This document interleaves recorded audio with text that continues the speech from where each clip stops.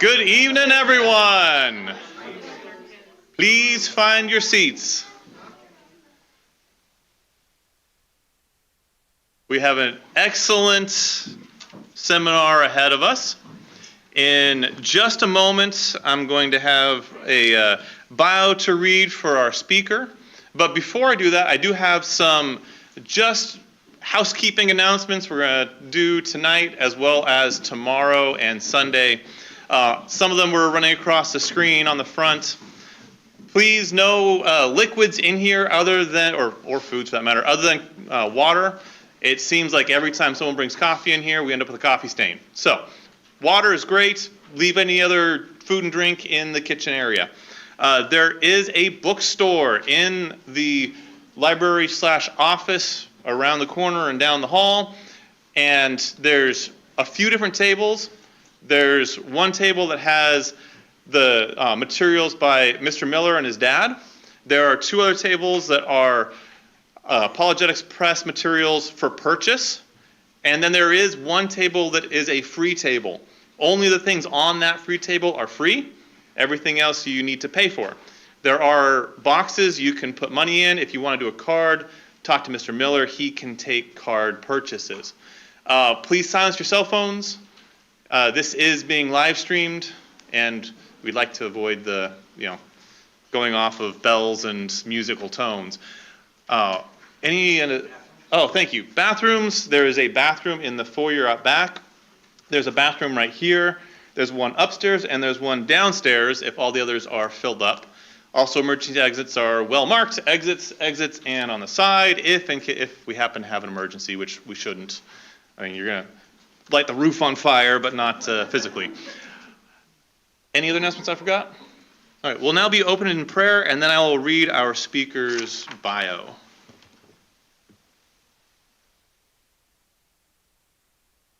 Jeff, he calls everybody Mr., so don't worry about that. He talks about Mr. Miller. We're going to go to God in prayer. Let's join together, please. Almighty Heavenly Father, we are thankful for your might in our lives. We're especially thankful for your mercy, for your grace that we can have the way to salvation, the way to be in heaven when this life is over. Father, help us as we go through this life to prepare for that moment. And as we prepare, help us to understand your word better, that we can share it and give a ready defense to others who may be asking. Help us, Father, to understand the timeline presented for us that you have, that we can grow in it, that we can understand it, and by understanding it, we can encourage others to also want to know the truth about creation. It's in your wonderful Son's name that we pray. Amen.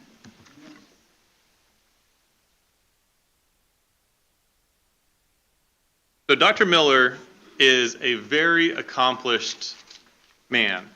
Dr. Miller holds multiple degrees in physical science, including an earned master's degree from the University of Texas in Arlington and a PhD in biomechanical engineering from Auburn University, with emphasis in thermodynamics, biothermal science, biotransport phenomena, and navigation and control of biological systems. He has published research internationally in peer-reviewed technical science journals and is an active member of several science societies. While at Auburn University, he also instructed courses in thermodynamics, fluid mechanical and heat transfer, as well as statistics and dynamics. He has participated in several creation geological expeditions with leading creation geologists studying seismite. This is where we're going to have troubles, right? Seismite, dinosaur fossil beds, and the Grand Canyon, and is currently studying hypogene speleogenesis in North American caves. He currently serves as the full-time science writer for Apologetics Press, the associate editor of the monthly Christian Evidences journal Reason and Revelation, and the editor of the Apologetics Press Bible class curriculum. He also serves as an instructor for the Bear Valley Bible Institute, teaching Christian Evidences. Dr. Miller is the author of several books, including Science vs. Evolution, Flooded, In the Way He Should Go, and Dating Without Detonating. He is married to Julie and has 5 children. I encourage you to give him your good attention. We are going to learn a lot this weekend. All right, I am excited to be here. My wife and I don't think we've ever been this far to the Northeast, and so it's exciting to be here, especially at this time of year too. Just beautiful, and we're hoping, you probably don't hope for this, but we're hoping it'll snow while we're here, because we don't really experience that in Alabama much at all. Every 5 years we get basically a little dusting, that's about it. And also it's really exciting to see so many Christians from all over the place up here in the Northeast, and willing to come together for something like this. It's not like there's other things you couldn't be doing. You could be watching people throw around a piece of leather with air in it on a Friday night, I'm sure, up here. So appreciate you being here and being willing to travel with me through a lot of material. If you did not get one of these, then this would be recommended. This is a way to kind of keep on track with what I'll be covering this weekend, and there's fill in the blank there and so forth to make sure that you are on target with me as we go through a lot of material this weekend. Also, this book, Flooded, that I wrote 2 or 3 years ago, covers a lot of the material that I'll be covering this weekend, and even more in depth. It's written on about a 9th grade level, loaded with images and so forth, so it's not real technical. Unlike some of the other materials that you might find of mine on our website. But this is written on a very layman level where you can understand these things, and it'll help fill in some of the gaps that you might miss this weekend as we travel through a lot of material in a short amount of time, and I think your brains will be hurting. But my legs and hips are going to be hurting, and lower back from standing here as we go through it. So no complaining, right? Let's plow through some material together. I think it'll be enjoyable to you as we do this. It's a very faith-affirming seminar, and I hope that you'll find it to be such. Also, be aware that our last session on Sunday after lunch, correct me if I'm wrong, David, where'd you go? Is actually a Q&A, and so there'll be some things probably come up in the seminar where you might have some questions about this, and so that'll be at some time set aside where we can delve into go down some rabbit holes and chase some things that maybe I didn't have time to talk about, and those are always a lot of fun. All right, we spend a lot of time in the church and where I work at Apologetics Press countering evolution, okay? And we have to do that because the statistics show that it is eroding faith in the Bible in a widespread way. In the church and outside of the church in Christendom at large, there's a mass exodus going on in the church over that issue statistically. And so we as Christians need to examine the evidence, prepare ourselves, and counter evolution. And we spend a lot of time at AP doing that, have a lot of materials that deal with that subject.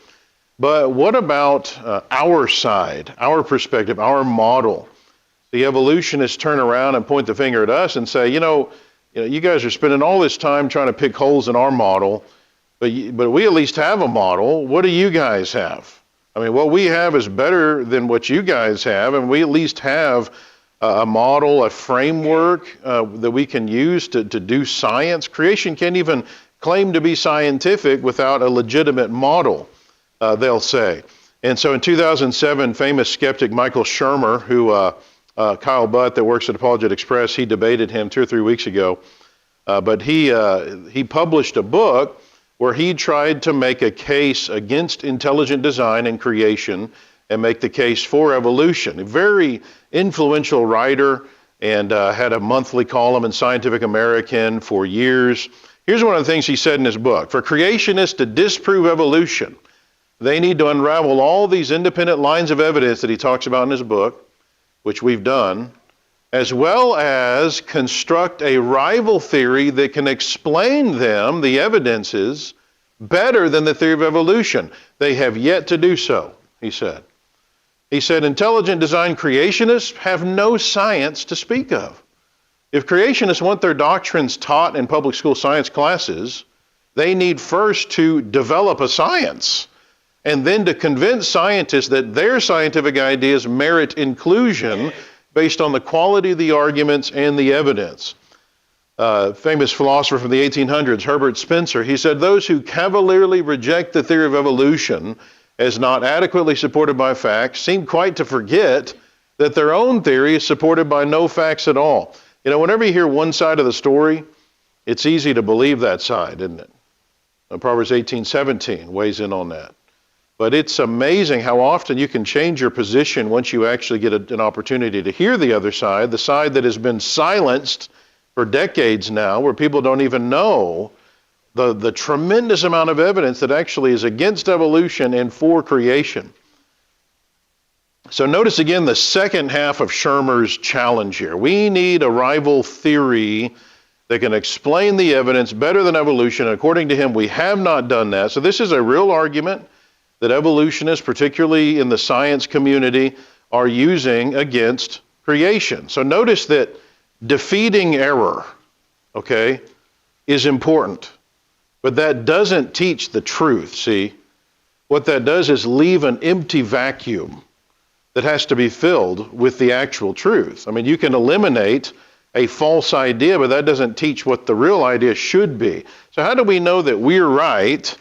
Biblical creation. Does the evidence actually support that, or do we have a blind faith in creation? Do we have a model that could be used as a framework to make sense of all the evidence around us in the physical universe? So in this heavily scientific age, these are crucial questions that our young people need answers to, and unfortunately what we're seeing is they're not being given the answers when they need it, and so they're falling away. There's a mass exodus from the church going on. The law of rationality in philosophy says one should only draw those conclusions that are warranted by the evidence.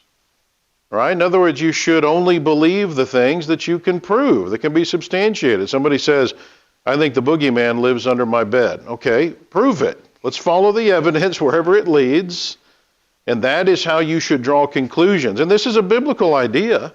1 Thessalonians 5:21, examine everything carefully and hold fast to that which is good, or test all things, hold fast that which is good. This is the idea that God expects us to look at the evidence, weigh the evidence before we come to believe something. The Bible does not endorse a blind faith. Evidence is important to God, and it should be important to us. God does not want us to blindly believe that He exists, that the Bible is His Word.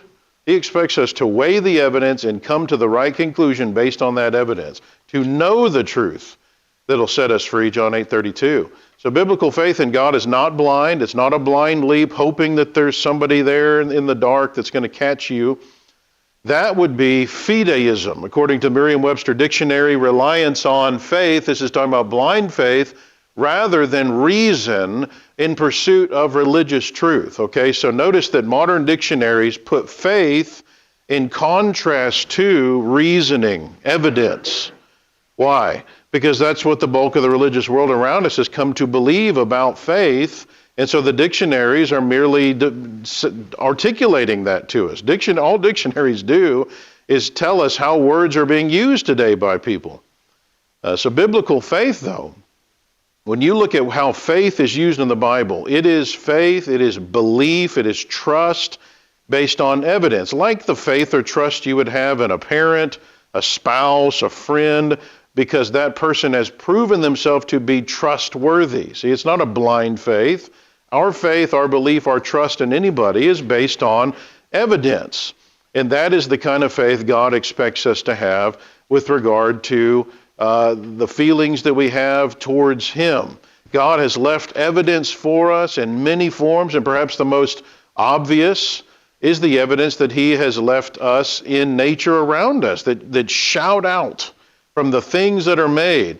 Since the creation of the world, God's invisible attributes are clearly seen, being understood by the creation, the things that are made. Even His eternal power and Godhead, so that they are without excuse. Nobody's going to be able to stand on Judgment Day and say to God, you didn't give me enough proof. It's not my fault. You can't do that. Because the evidence is without excuse. There's so much. It's clearly seen that if a person chooses not to believe in God, he's being irrational. He is drawing conclusions not warranted by the evidence. We have to be ready to fill the void that we leave when we finish dealing with things like evolution, and fill that void with a model that can be shown to harmonize with the actual evidence, fill that void with the true model of our origins. Notice before other models fill in the gap, right? Because there's other models out there that are ready to step in there and fill that gap where would be atheistic thinking. So again, refuting error is good. We got to go to the next level and also teach the truth. Now that is what we want to do this weekend. That's the goal of this whole seminar. We're going to systematically make the case for biblical creation and build this from the ground up. So if you want to try to do that, you want to try to convince somebody, say a naturalist. A naturalist is somebody that only believes in natural things, no supernatural. So no God in the picture. Now if you want to actually build the biblical creation model from the ground up in a systematic way based on the evidence, then first, of course, you're going to have to be able to show that the evidence substantiates that there must be a supernatural God. And then you need to show that that God is specifically the God of the Bible, as opposed to the million gods of Hinduism or many of the other gods that humans have made up. And then show that the Bible actually is His Word. And then you have to lay out what the Bible actually says happened with regard to the origin of the universe and the history of the earth, that'll make it where you can then make sense of the physical evidence around us in the universe and approach the universe around us in the right way. So then you want to show that that model is scientifically valid. And what we mean is the evidence actually supports it. It is able to explain the evidence and even make scientific predictions based on that evidence. And then you have to show that this is a robust model. What we mean by that is it can withstand scientific scrutiny and criticism. It can stand up to that kind of weathering that is given by scientists that are trying to disprove it. And so this is what we want to do this weekend. So let's look at the very first plank. How can we know that there is a God when you can't actually see Him, taste Him, touch Him, smell Him, hear Him, right? Plank number one. Now, in studying the created order over the centuries, humans have reasoned through from the evidence and articulated many excellent philosophical arguments that all point to the conclusion that there has to be a supernatural God. Okay, and these are arguments which, fight though atheists have tried to do over the centuries, continue to stand as testaments for the existence of God. These have never been able to be refuted. Blair Scott, of American Atheists, he said concerning the classical arguments for the existence of God, the theological arguments have not changed much over thousands of years. And he meant that as a jab, a scoff. But really, he's right. The classical arguments haven't had to change much over the centuries, other than gathering more and more evidence to support them, because truth doesn't need to change. They have never been able to refute these arguments. In fact, ironically, Fred Hoyle, this is the guy that actually coined the term Big Bang. He said you should be suspicious of a theory if more and more hypotheses are needed to support it. And this is so ironic that this perfectly describes evolutionary theories. If you've got to keep tweaking things in order to try to explain the evidence just never seems to fit with what you believe, then you should be suspicious of that theory.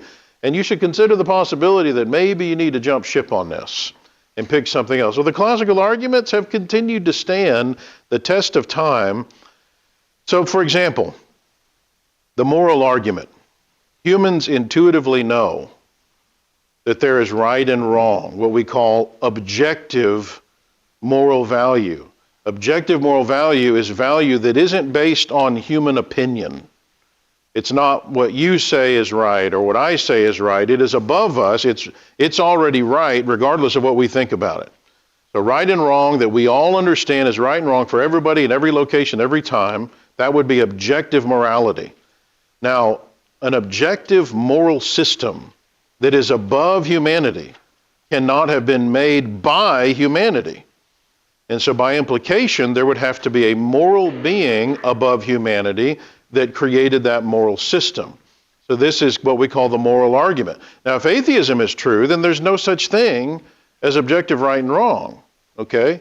It's just opinion. Richard Dawkins, in his book, The God Delusion, he said, absolutist moral discrimination is devastatingly undermined by the fact of evolution. So in other words, if evolution is true, which is what he believes in, then there would be no absolute morality. That wouldn't exist. There wouldn't be truth that everybody is subject to, right and wrong, that is beyond us, above us, controlling sense of what is right and wrong.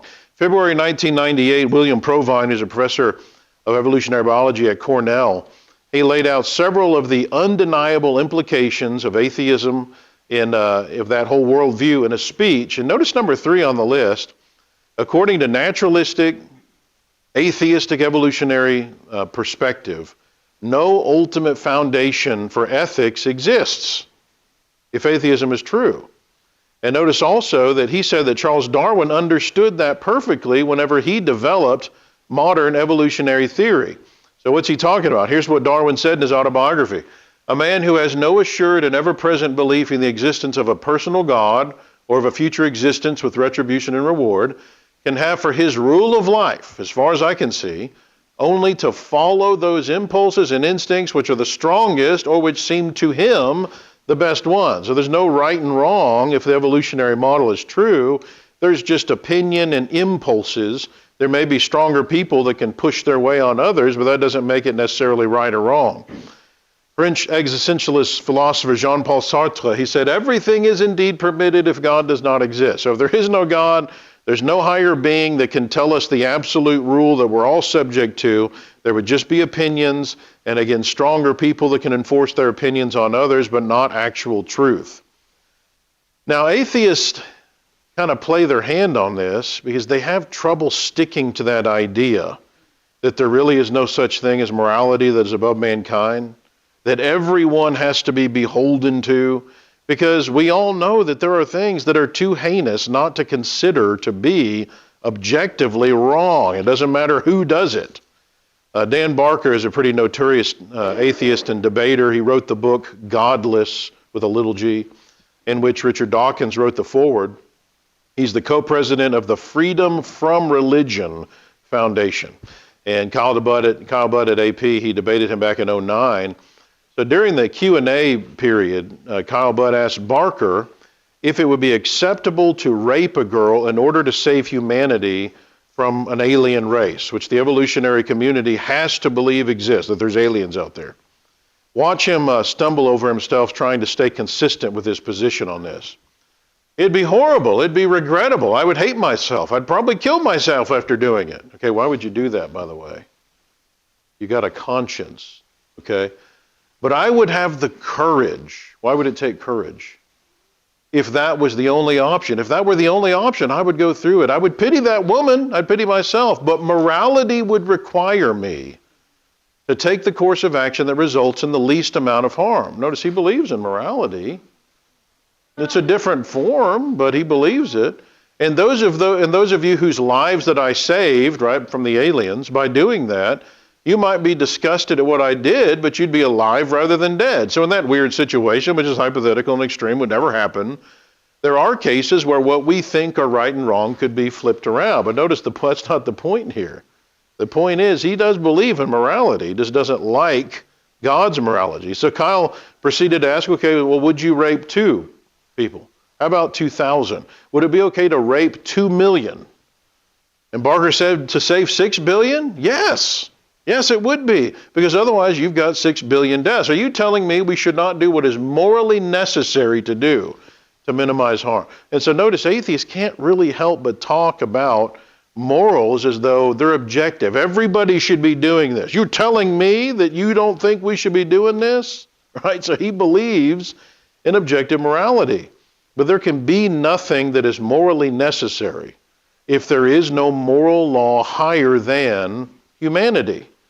And therefore, you've got to have a God.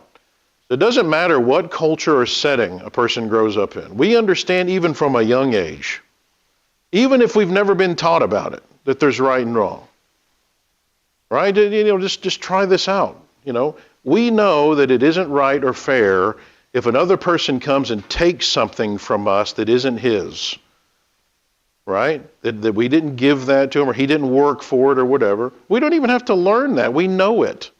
That's not fair, we say. You ever hear kids say that? They don't have to be taught that. They understand the concept.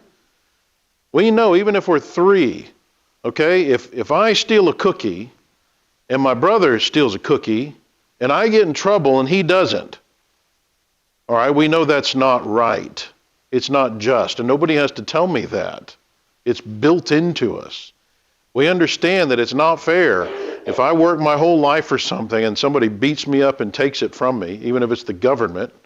It's not right. You know, mankind understands that. We understand if we do a bunch of work writing a paper, someone comes and plagiarizes it. It's not right. Nobody has to tell me that. Now, we may accept these things and say, oh, well, that's just the way of the world, move on. But the point is, we all know it's unfair, and it's not opinion to say that. Injustice is objectively wrong. We understand within us that there is a higher law that governs everyone about fairness and justice. It's above humans, and it's not subject to our opinions. Now, there can't be a higher justice code that is above the opinions of humanity without there being a justice code maker that wrote that law code. So objective morality illustrates there must be a God, and that is the moral argument. Concerning the fact that we intuitively understand fairness and justice, that we seem to have been built, we have a built-in program that governs human behavior about that. It's interesting to note the fact that in the Bible, the English words righteous and just can be translated interchangeably from their underlying biblical words, the Greek and the Hebrew words. In Hebrew, the word tzaddik can be translated righteous or just. In Greek, it's dikaios, and it can be translated righteous or just. Now think of the implication of that. What that means that whatever is right and wrong, righteousness, comes down to fairness. All right? That God actually, that's how he defines what is right and wrong. So the fact that we've been programmed with a fairness meter means that we have a program that can be used to determine right and wrong, which means there is right and wrong that humans didn't make up. It's programmed into us, not developed by us. And so the minute a person admits that there are things that are objectively unfair for everyone, then he's admitting to the existence of objective moral value, a higher set of standards that could only have been instituted by a higher being. And in so doing, he's rejecting atheism.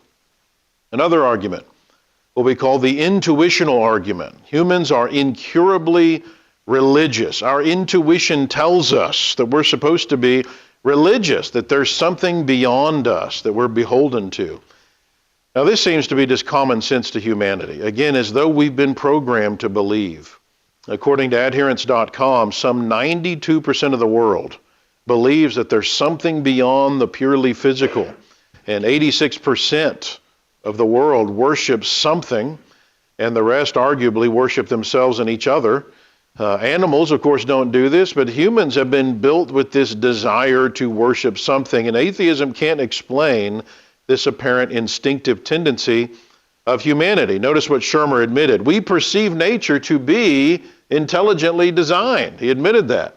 Since the most common reason people give for why they believe in God is the good design in the world, intelligent design creationists are tapping into the intuitive understanding most people hold about life and the universe. He comes out and acknowledges this is intuitive to us. It's common sense. It's logical to us.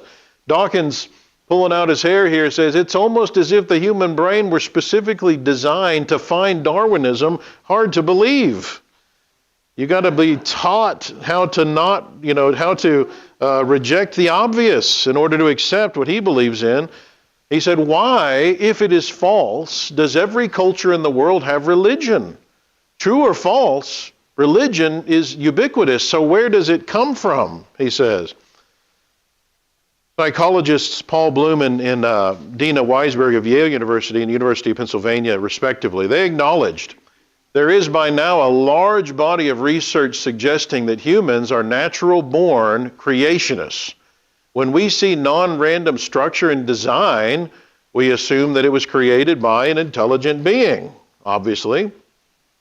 Geneticist Dean Hamer even wrote a book called The God Gene, where he acknowledges that humans seem to be hardwired to be religious. And his goal was to try to figure out, how do we explain this without a God? And so he said, maybe there's a gene that is somehow passed down that makes you religious.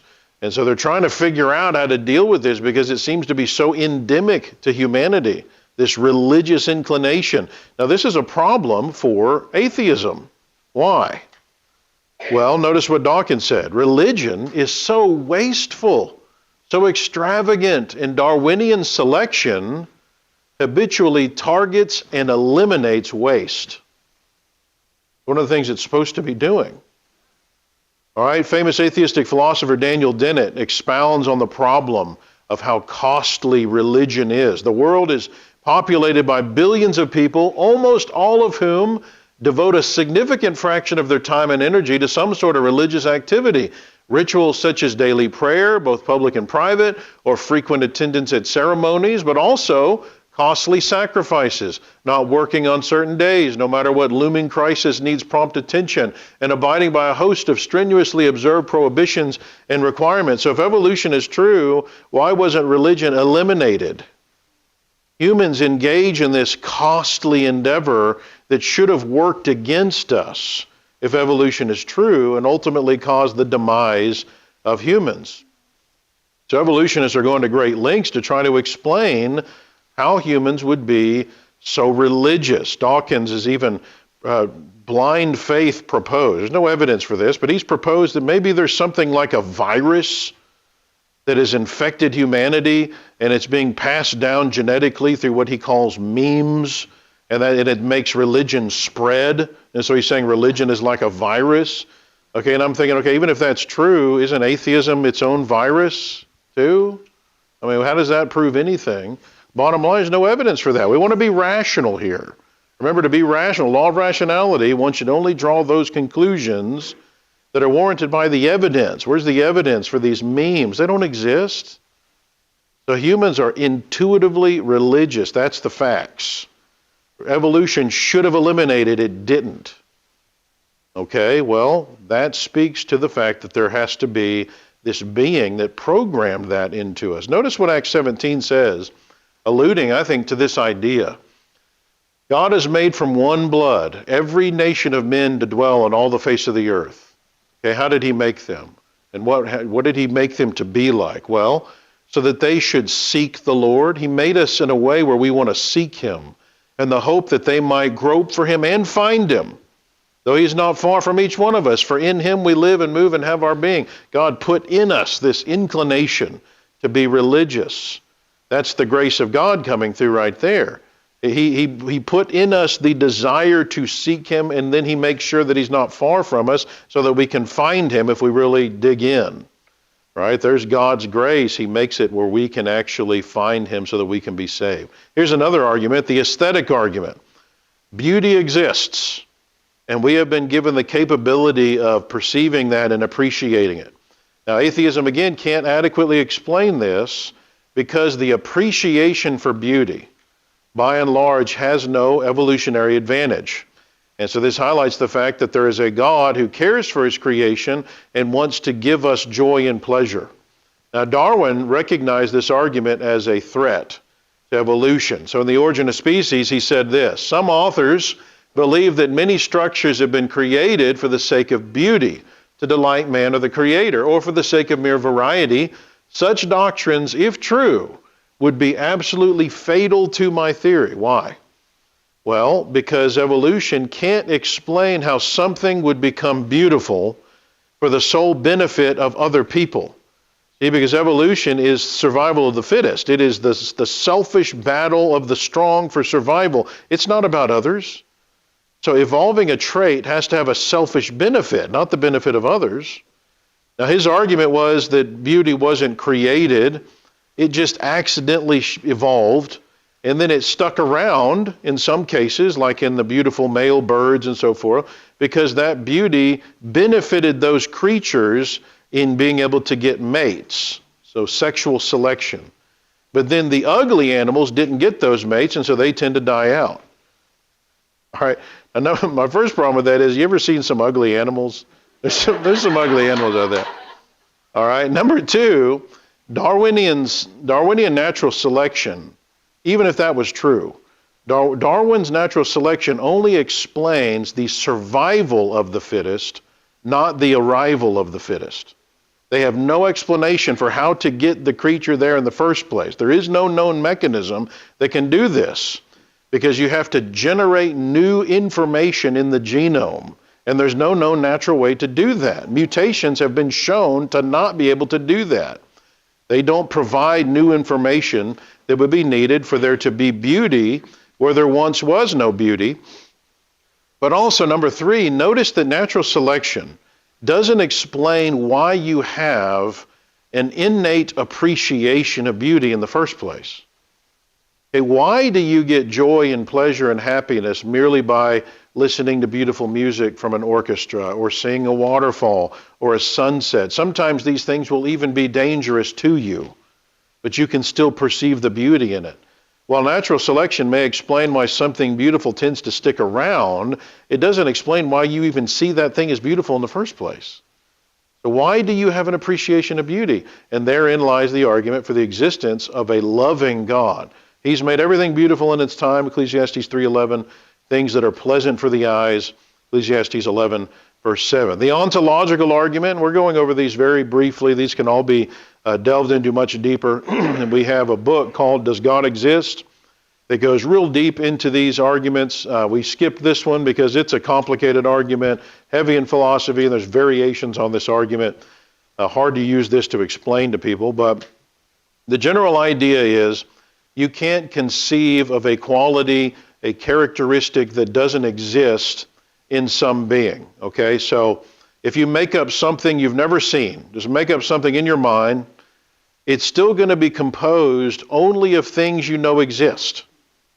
Okay, so make up a creature, so a 4-headed dragon, it's got snakes for legs, there's fire coming out of its eye sockets, whatever you come up with, the creature is still composed of things you've seen and know exist. Heads, snakes, fire, eyes. You can't really come up with anything totally new.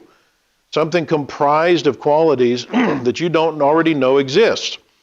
So the Star Trek characters and Star Wars and so forth, they're all made up of qualities that you know exist. So the ontological argument says you can't conceive of qualities, characteristics that don't exist in some being, but you can conceive of superlative characteristics, omniscience, omnipotence, omnipresence, omnibenevolence, and so forth, indicating that they must exist in some being.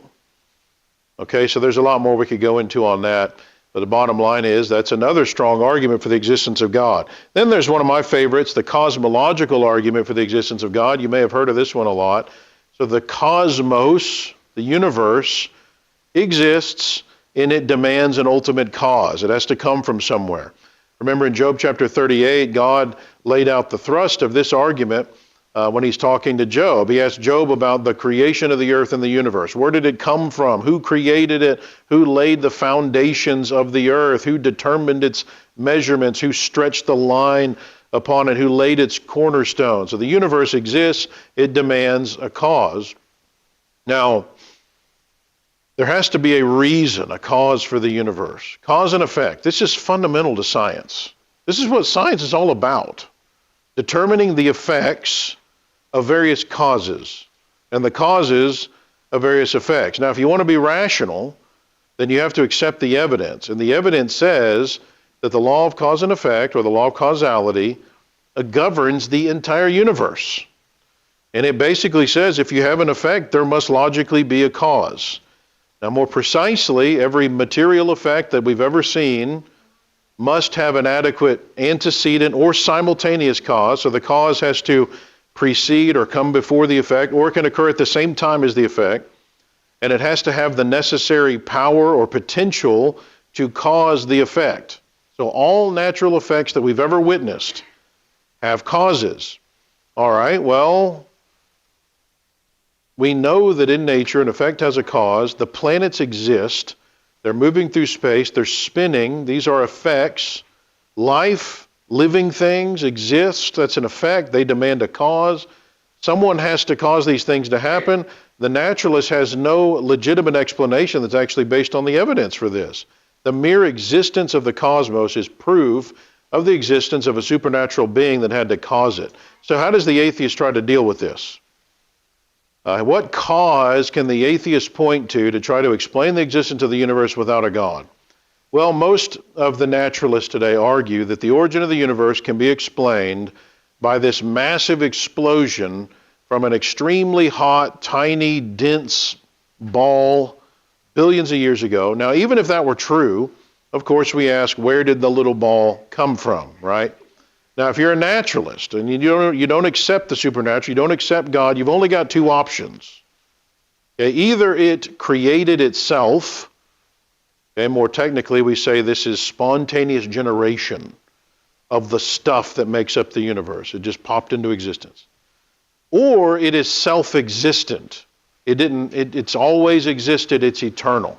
All right, so let's look at the first option here and look at the actual evidence. Again, we want to be rational here. Okay, so let's say that there is an invisible box that is around the blast radius of the supposed Big Bang. Let's just say the Big Bang happened. And there's this invisible box around the entire universe, okay? So this is a boundary layer big enough to hold all of the universe inside of it. Now, if you believe that the universe could spontaneously generate, just pop into existence on its own from nothing, which is what the bulk of the scientific community around us believes, then in a thermodynamic sense, you believe that this box was originally completely empty. Okay, so let's zoom inside of the box. Okay, you're inside of the box here. Now, the spontaneous generation model claims nobody put all the stuff in the universe. It just put itself here. And so according to this model, you can stand around inside of this box and stare into nothingness. And as long as you give it enough time, all of a sudden, pop, something can just appear. And not only could just something appear, but according to this version of the model, a little ball containing all of the mass and energy of the entire universe just popped into existence. And then, so they say, for some reason, the Big Bang process starts. And eventually, given enough time, you've got the stars and you've got the galaxies and you've got our solar system come into existence. Life somehow springs into existence. And then it evolves over time, and then eventually it turns into you. You accidentally show up. This is what is considered scientific today. It's really religious mumbo jumbo. It's a modern, respectable form of witchcraft. Is really what it is. It's witchcraft without a witch, though. Really, right? Now, we got major problems with this when you look at the actual observable evidence. First law of thermodynamics, which is it is considered a super law in science because it is so substantiated. Other laws will be built based on certain lower laws that are considered more like bigger deals, okay? And this is one of those laws, okay? And it can be summarized by this statement by evolutionist Willard Young. Energy can be neither created nor destroyed, but can only be converted from one form to another. Okay, we also call this the law of conservation of matter and energy. All right, now what does this mean practically speaking? Well, have you ever thought about what happened to a log of wood when you burned it? Where did it all go? Okay, the pile of ash that's there, that alone can't account for it. So where did it go? Where's the stuff? Did it disappear from the universe? Was it destroyed, in other words?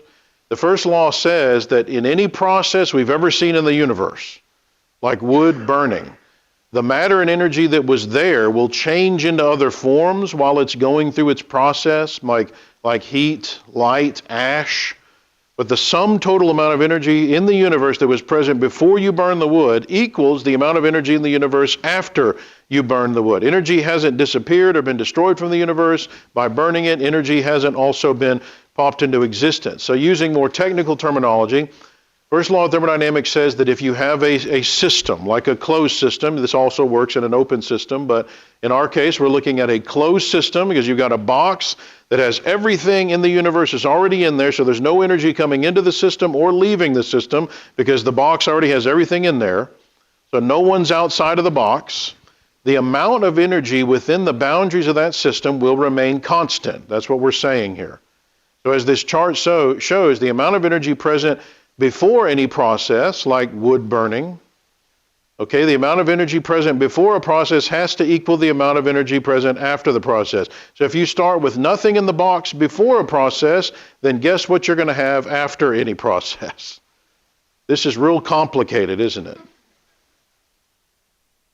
Okay, things don't create themselves. That's what we're saying. Nothing comes from nothing. Unless you're a naturalist, you understand that's ridiculous. You can believe in that if you want, but it's a blind faith to do that. There's no evidence that that can happen. Now keep in mind, according to the first law of thermodynamics, this is true and there are no exceptions to this, or this wouldn't be a law based on the definition. So by implication, it would be unscientific. It would go against the laws of science to believe that matter and energy could come into being in such a way that the first law of thermodynamics would have to be violated. According to the first law of thermodynamics, the only way you can get matter and energy in that box, if it wasn't already there before, is if there's something outside of the box that put it there. That's what science tells you has to be the case. I don't even have to see God to know it. The evidence is clear. That's why Romans 1:20. The evidence is clearly seen by the things that are made. We can figure this out. We don't even have to see God. What about the second option? This one is not even accepted by people. This used to be more a dominant belief in the scientific community a few decades ago, before the Big Bang became a prominent idea. Could matter and energy have always existed? Could the universe be eternal, the stuff of the universe? Well, so this model would claim the universe has always been here inside of the box. No one put it here.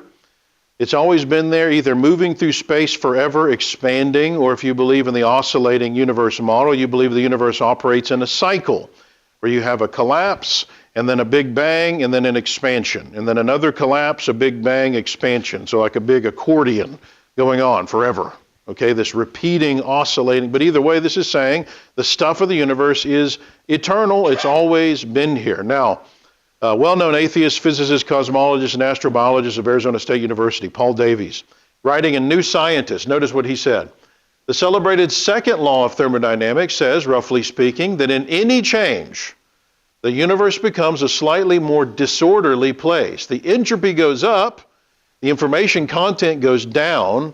This natural tendency towards disintegration and chaos is evident all around us. All right, so what are the implications of this? Well, in a technical sense, the second law of thermodynamics builds on the first law, and it says that, okay, even though you have the same amount of energy in any kind of process before and after the process, some of that energy will transform into less usable energy, and we call that entropy. And this is an irreversible process, which is already a problem for the atheist too. Why is there even a law here that's forcing it to only, why wouldn't it go the opposite direction? But anyway, any kind of process we've seen, this is always what happens. Now what this means practically speaking is what Paul Davies said. Everything is wearing out. It's disintegrating. And as he said, you can see this everywhere. Does a car get nicer on its own over time? Wouldn't that be nice? You get onto the junkyard and you get a clunker and just wait, just sit there and stare at it. Eventually it's going to turn into a Ferrari, okay? Mint condition. Wouldn't that be nice? No, we got a big rule in the universe that says, sorry, that's not going to happen. Kids, wouldn't it be nice if your room tended towards order instead of the opposite? Parents, wouldn't that be nice if that would be the case? Wouldn't it be nice if your house got nicer and you weren't constantly having to work on it to keep it from falling down? I mean, I feel like I need a t-shirt that says entropy fighter. I mean, isn't that pretty much what our life is about? Everything is wearing out, our bodies, and we're constantly having to fight it. Now, returning to our wood burning example, when the wood burns, all the energy that was present before it burned is still present after it burns, according to the first law. According to the second law, much of it is transforming into less usable forms of energy. So after that heat, for example, dissipates, you're essentially left with this pile of ash, which is, of course, not nearly as usable. Now again, just like with the first law, the second law has no exceptions. It's never been broken. To date, no experiment has been conducted that contradicts the second law, and this should be taken as sufficient proof of its validity. Unfortunately, Some people don't accept the evidence because they are irrational. They want to have a blind faith. Now, what does this mean with regard to the origins question? What's the implication? Well, it means the universe could not have always existed, or we wouldn't have usable energy anymore. According to the second law of thermodynamics, if the universe is infinite in age, it should be totally broken down to a state of heat death. Okay? We wouldn't have any more usable energy. And yet we have this abundant amount of usable energy in harmony with the biblical creation model that argues that the universe is relatively young.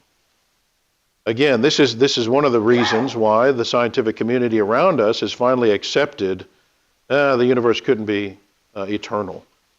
But interestingly, the biblical model, not only is it in harmony with these laws, it even predicts, for example, in the case of the second law, it predicts decay and a gradual loss of usable energy long before we even discovered the second law of thermodynamics in the 1800s.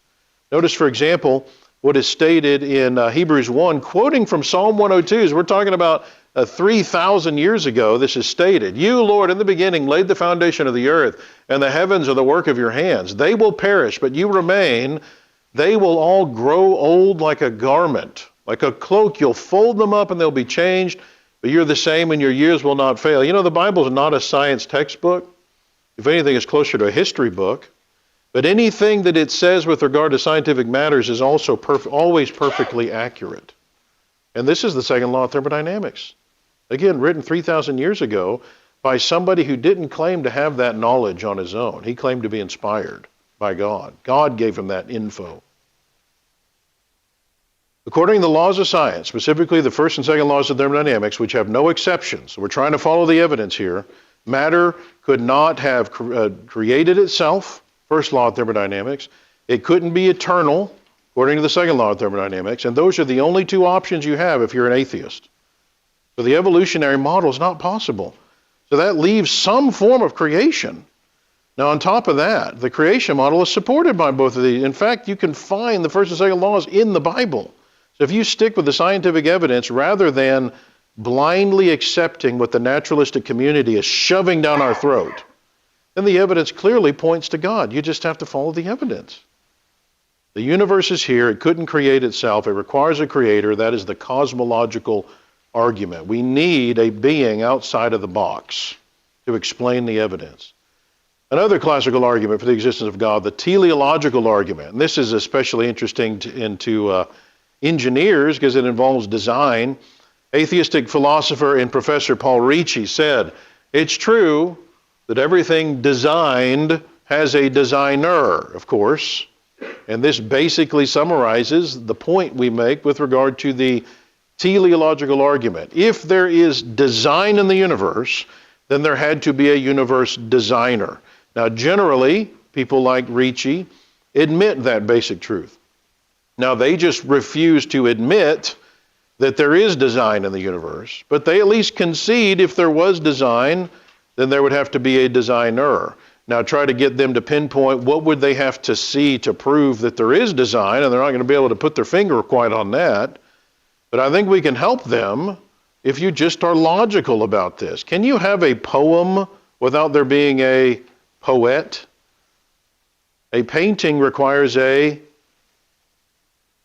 painter. A fingerprint requires a finger. This is logical, right? Design requires a designer. So the question then is, what exactly is design, and does the universe have this? There's an infinite number of examples that we could give to show this.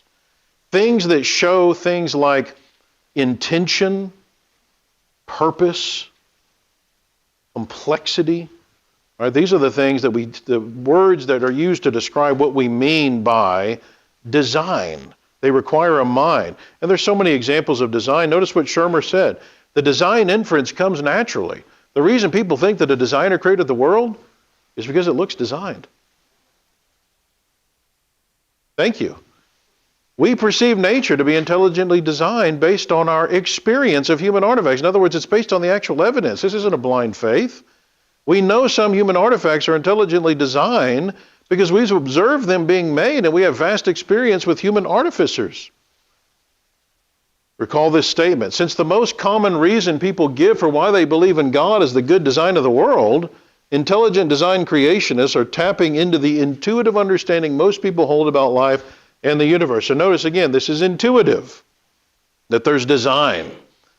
One of the areas that I did study in school was thermal design. So this is of special interest to me because I just didn't hear a lot about this. But this is just another powerful area of the universe that shows the necessity of there being a God.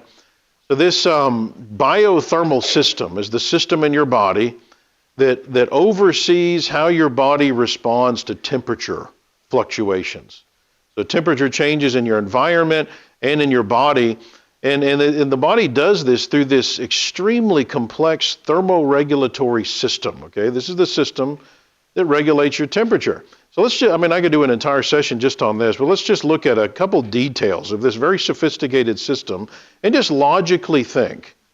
Does this seem to indicate an engineer or that it just did this on its own accidentally?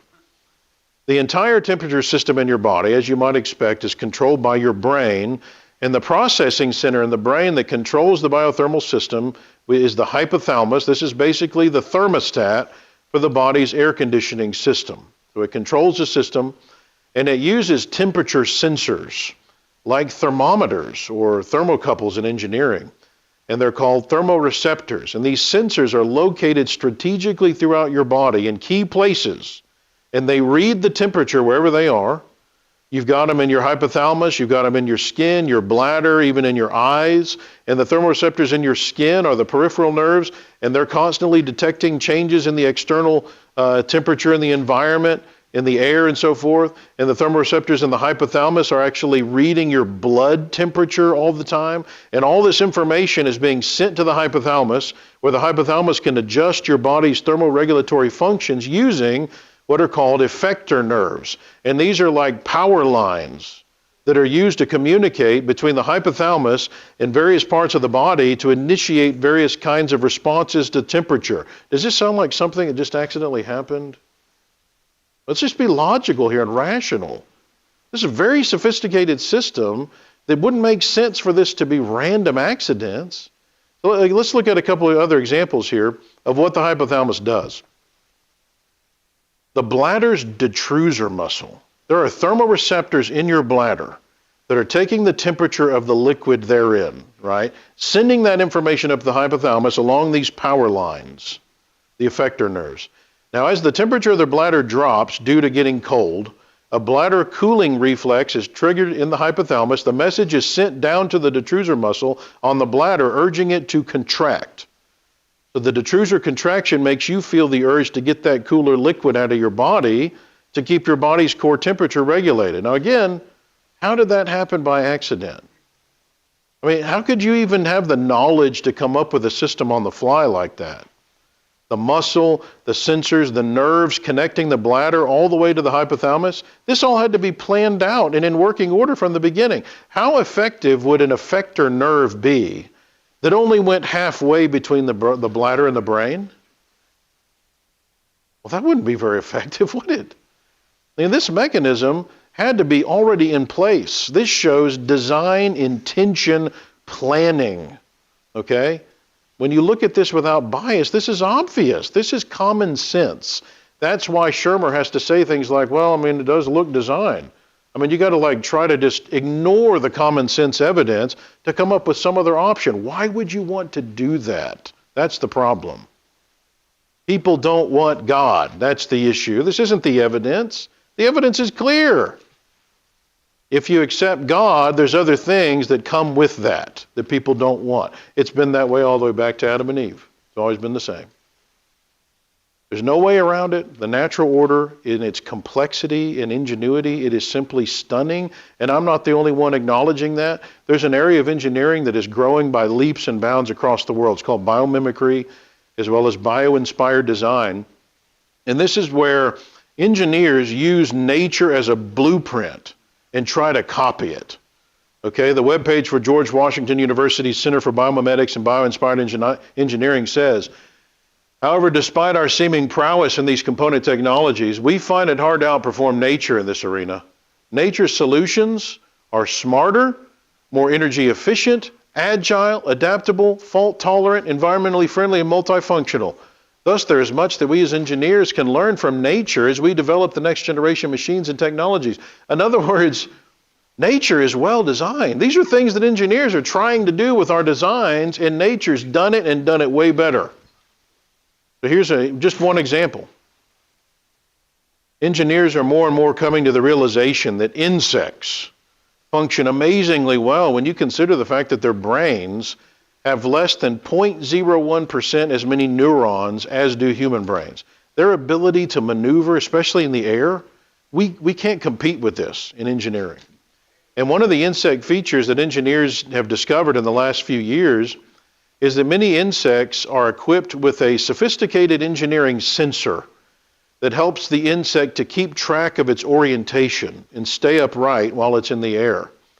Ocelli are small eyes located on the heads of various kinds of insects that are in addition to those larger compound eyes that you can see more easily, and you typically think of those as the insect's eyes, but these are actually different eyes. They're little sensors that are horizon sensors. They're dedicated to that purpose, locating the horizon to help the insect keep track of its orientation in flight.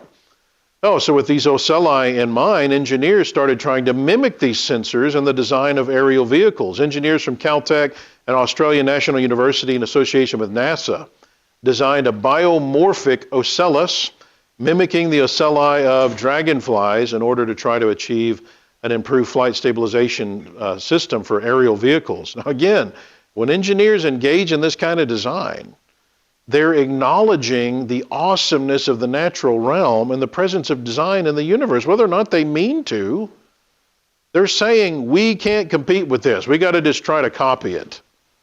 Like we couldn't come up with that. Again, you're going to irrationally say that just happened on its own. Again, you can do that. You just need to understand you're the one with the blind faith, not me. That's the bottom line here. I'm being rational. This demands an engineer. Well, there's many, many other powerful evidences of design we could look at.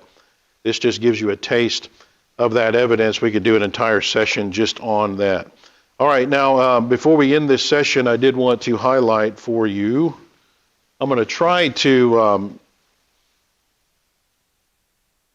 highlight some things that are back in the back. So that there's so much material that I brought. I want to make sure you understand what's back there so that you can think about it, about whether you need it for your library. You know, we're up to actually nearly 8 billion people on the planet now. And you think about the composition of the people on the planet. Nearly 2 billion Islamic people, Hinduism, unaffiliated, this includes your atheists and your irreligious, that's at least 1.2 billion. Christianity, 2.3 billion, half of those are Catholic, and of course the bulk of the rest of those are not they don't really believe what the Bible teaches on so many different doctrinal things.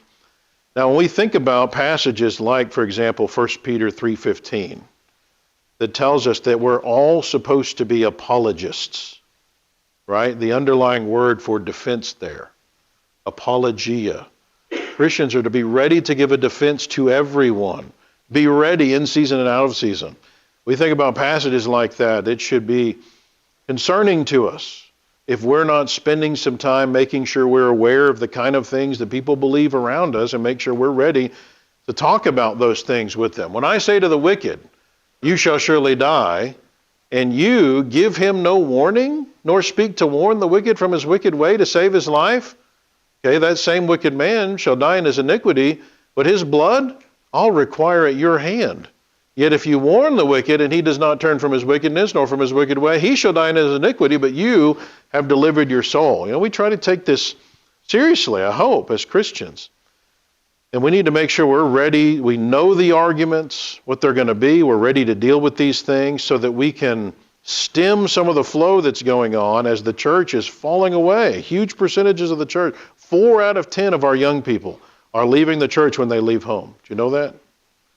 And it's over these kind of things. They don't know that there are arguments to respond to the things they're hearing in the world. We haven't prepared them. That is the purpose of this organization that I work at. And, we've got so much going on, all of us as Christians. Who has time to sit down and figure out how to respond to the multiverse and quantum mechanics? Okay, so thankfully there's an organization like Apologetics Press that has done this work for you. Okay, we've done the work for you. We've packaged it in a way where you can take these things and use them in your own evangelism. Make sure that you're ready to defend the truth and talk to other people about these things. So, I'm not making money off of these things that I'm selling. This is all the money goes straight back into producing more stuff. The point of bringing all this is to make sure you have what you need to defend the truth, to make sure your young people know the issues and are ready to talk about them to other people, and can strengthen their own faith as well. So this weekend, be sure to let me know if you have any questions about the things that are back there, and I'll try to talk about some of the products as we go along through these sessions, so that you can be aware of those and know what else, know what you might need for your library. Okay, let's take a break. David, where are you at? What do you think? How much time you want to give them? 15 minutes? All right. And then we'll come back for our second session. There's snacks in the other room. Bathrooms again in the back, on the side, down and up if you need them. So about 15 minutes and Bob will be singing a song to get you come back.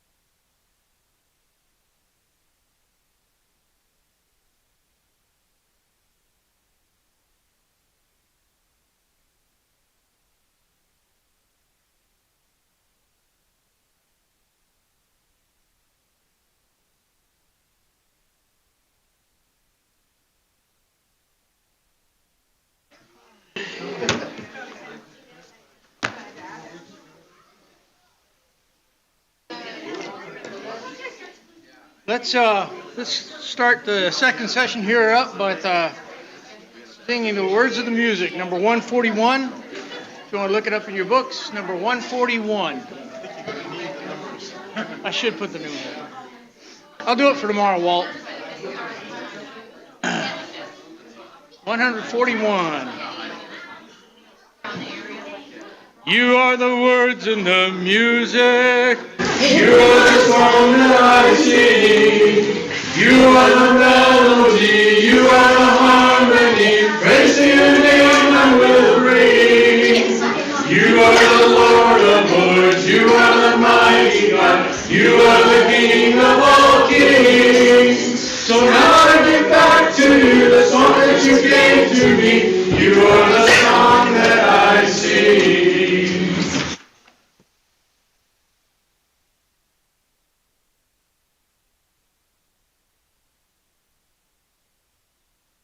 Okay. A lot of material in that first session, yes? I'm sorry that it couldn't be 2 times as long.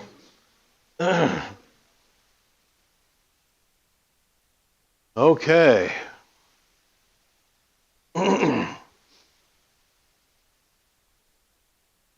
So, we looked at a sampling of the evidence that points to the existence of a being outside of the box, right?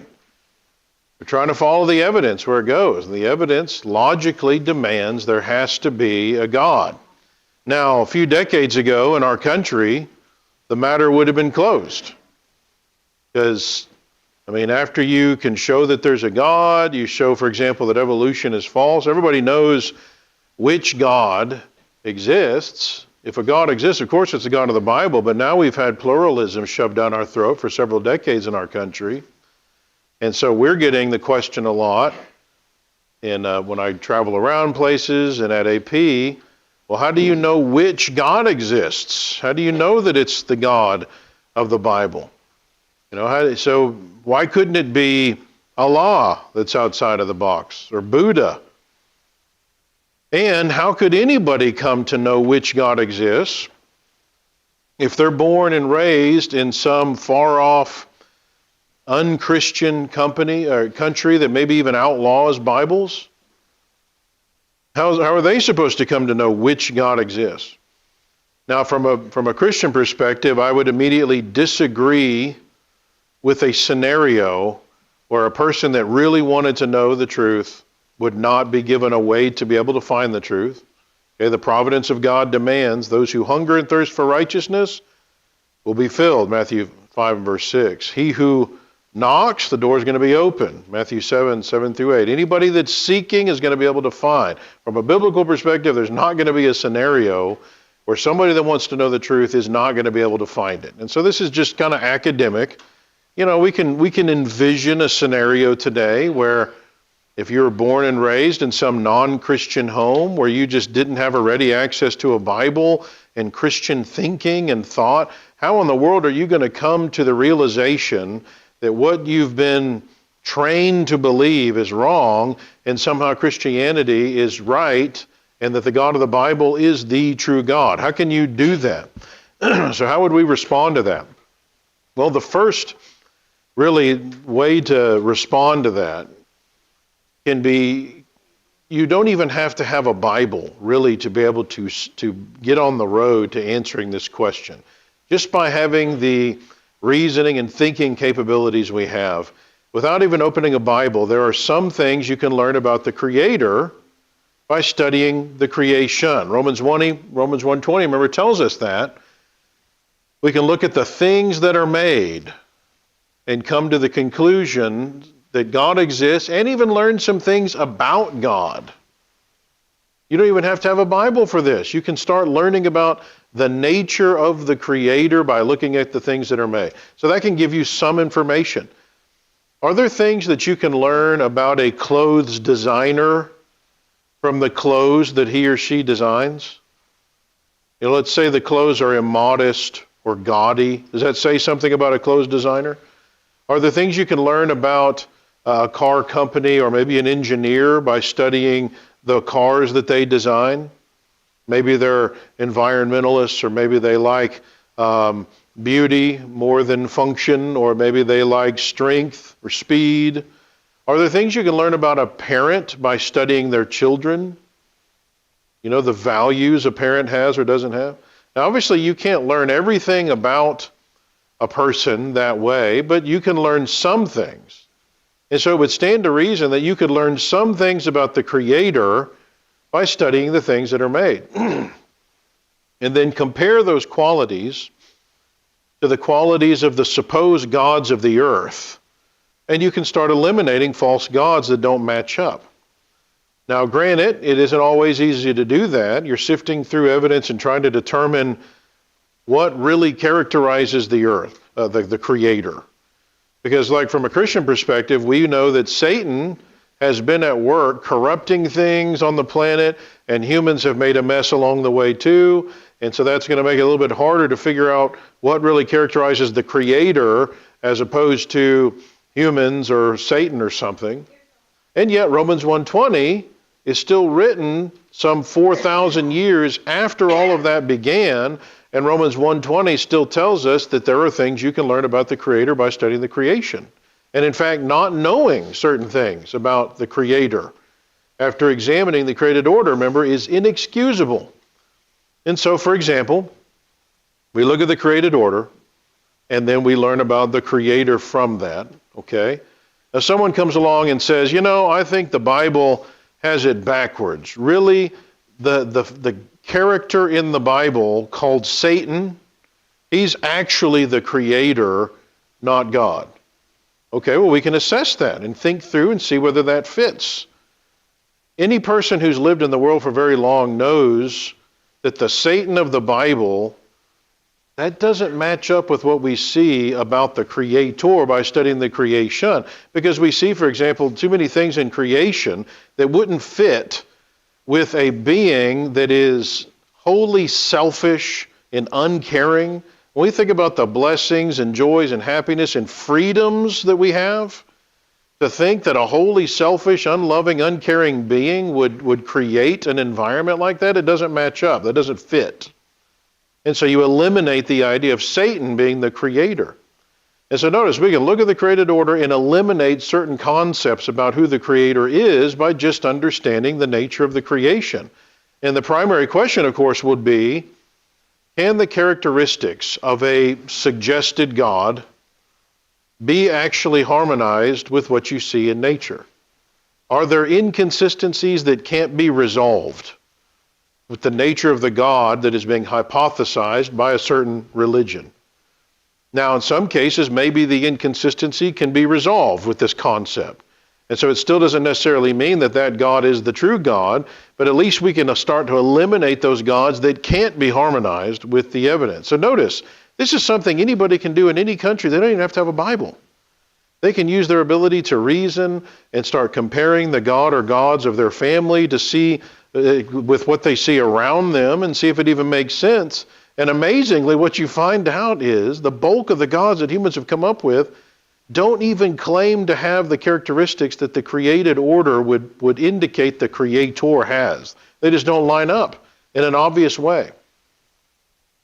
So let's think about the Creator of the universe, whoever it is, okay? What can we learn about the Creator by examining the universe? Well, first thing we can learn is the all-powerful nature of this being. The Creator, whoever it is, had to have the power, the strength to create everything from nothing, okay? Put everything in the box we talked about, place it everywhere in the universe. And so this is an infinite being with regard to power. In other words, this being can do anything that requires power to do. So any God who isn't all-powerful is not the Creator. Okay, now Buddhism doesn't claim an omnipotent God, and neither do the Greek and Roman gods of mythology that so many in the world have believed in the past. The God of the Bible, of course, claims to be omnipotent. He can do anything which can rationally be done, that requires power to do.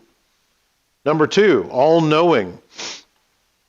The Creator has to be all-knowing. Think about this idea. When you start out learning as a little baby and you get old enough and you start going to school, and you really, when you're young, you're learning a little bit about a lot of things. So many things you're learning just a little bit about. And then you go to school and you start concentrating the things that you're going to learn more about. And then you go on maybe into junior high and you start selecting some subjects.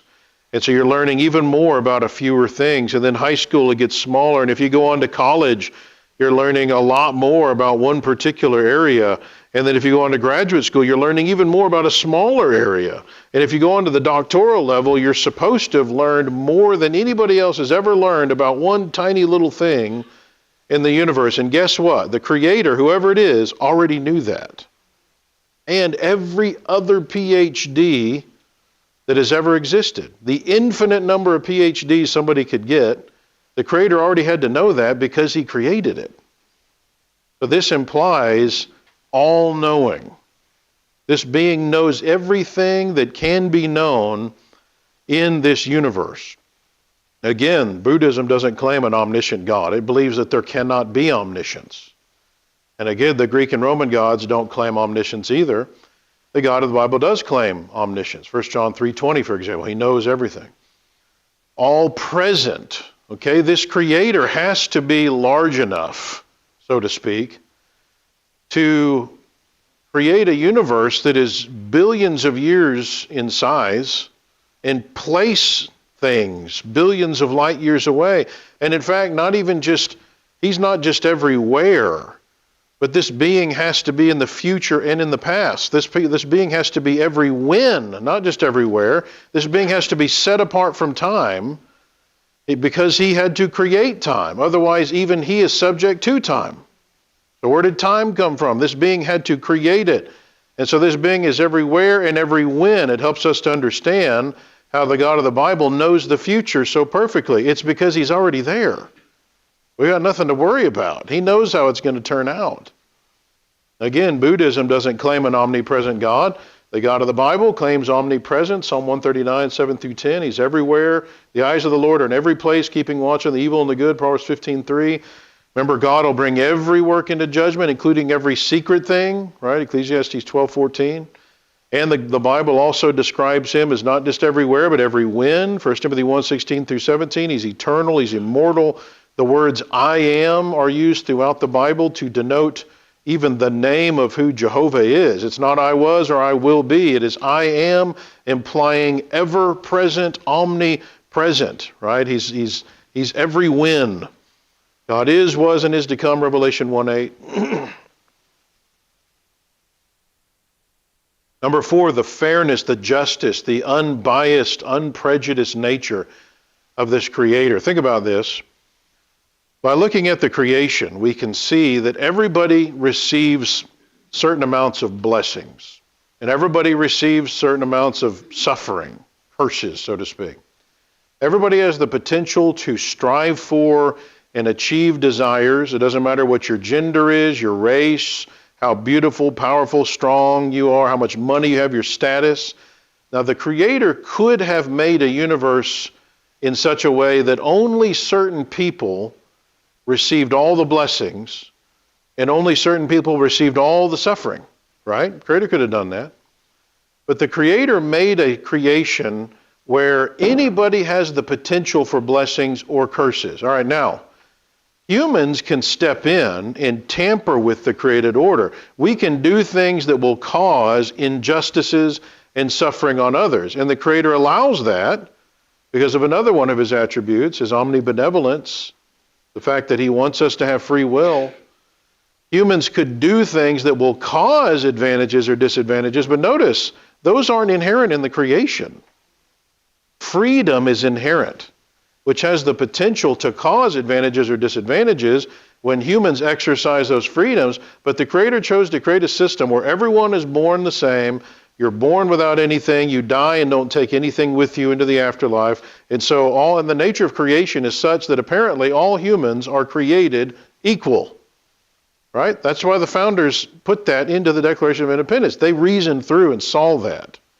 So the nature of the creation is such that we're all equal. This is fundamental to nature. A king is not of more value than a slave. Those advantages and disadvantages are created by humans, not the Creator.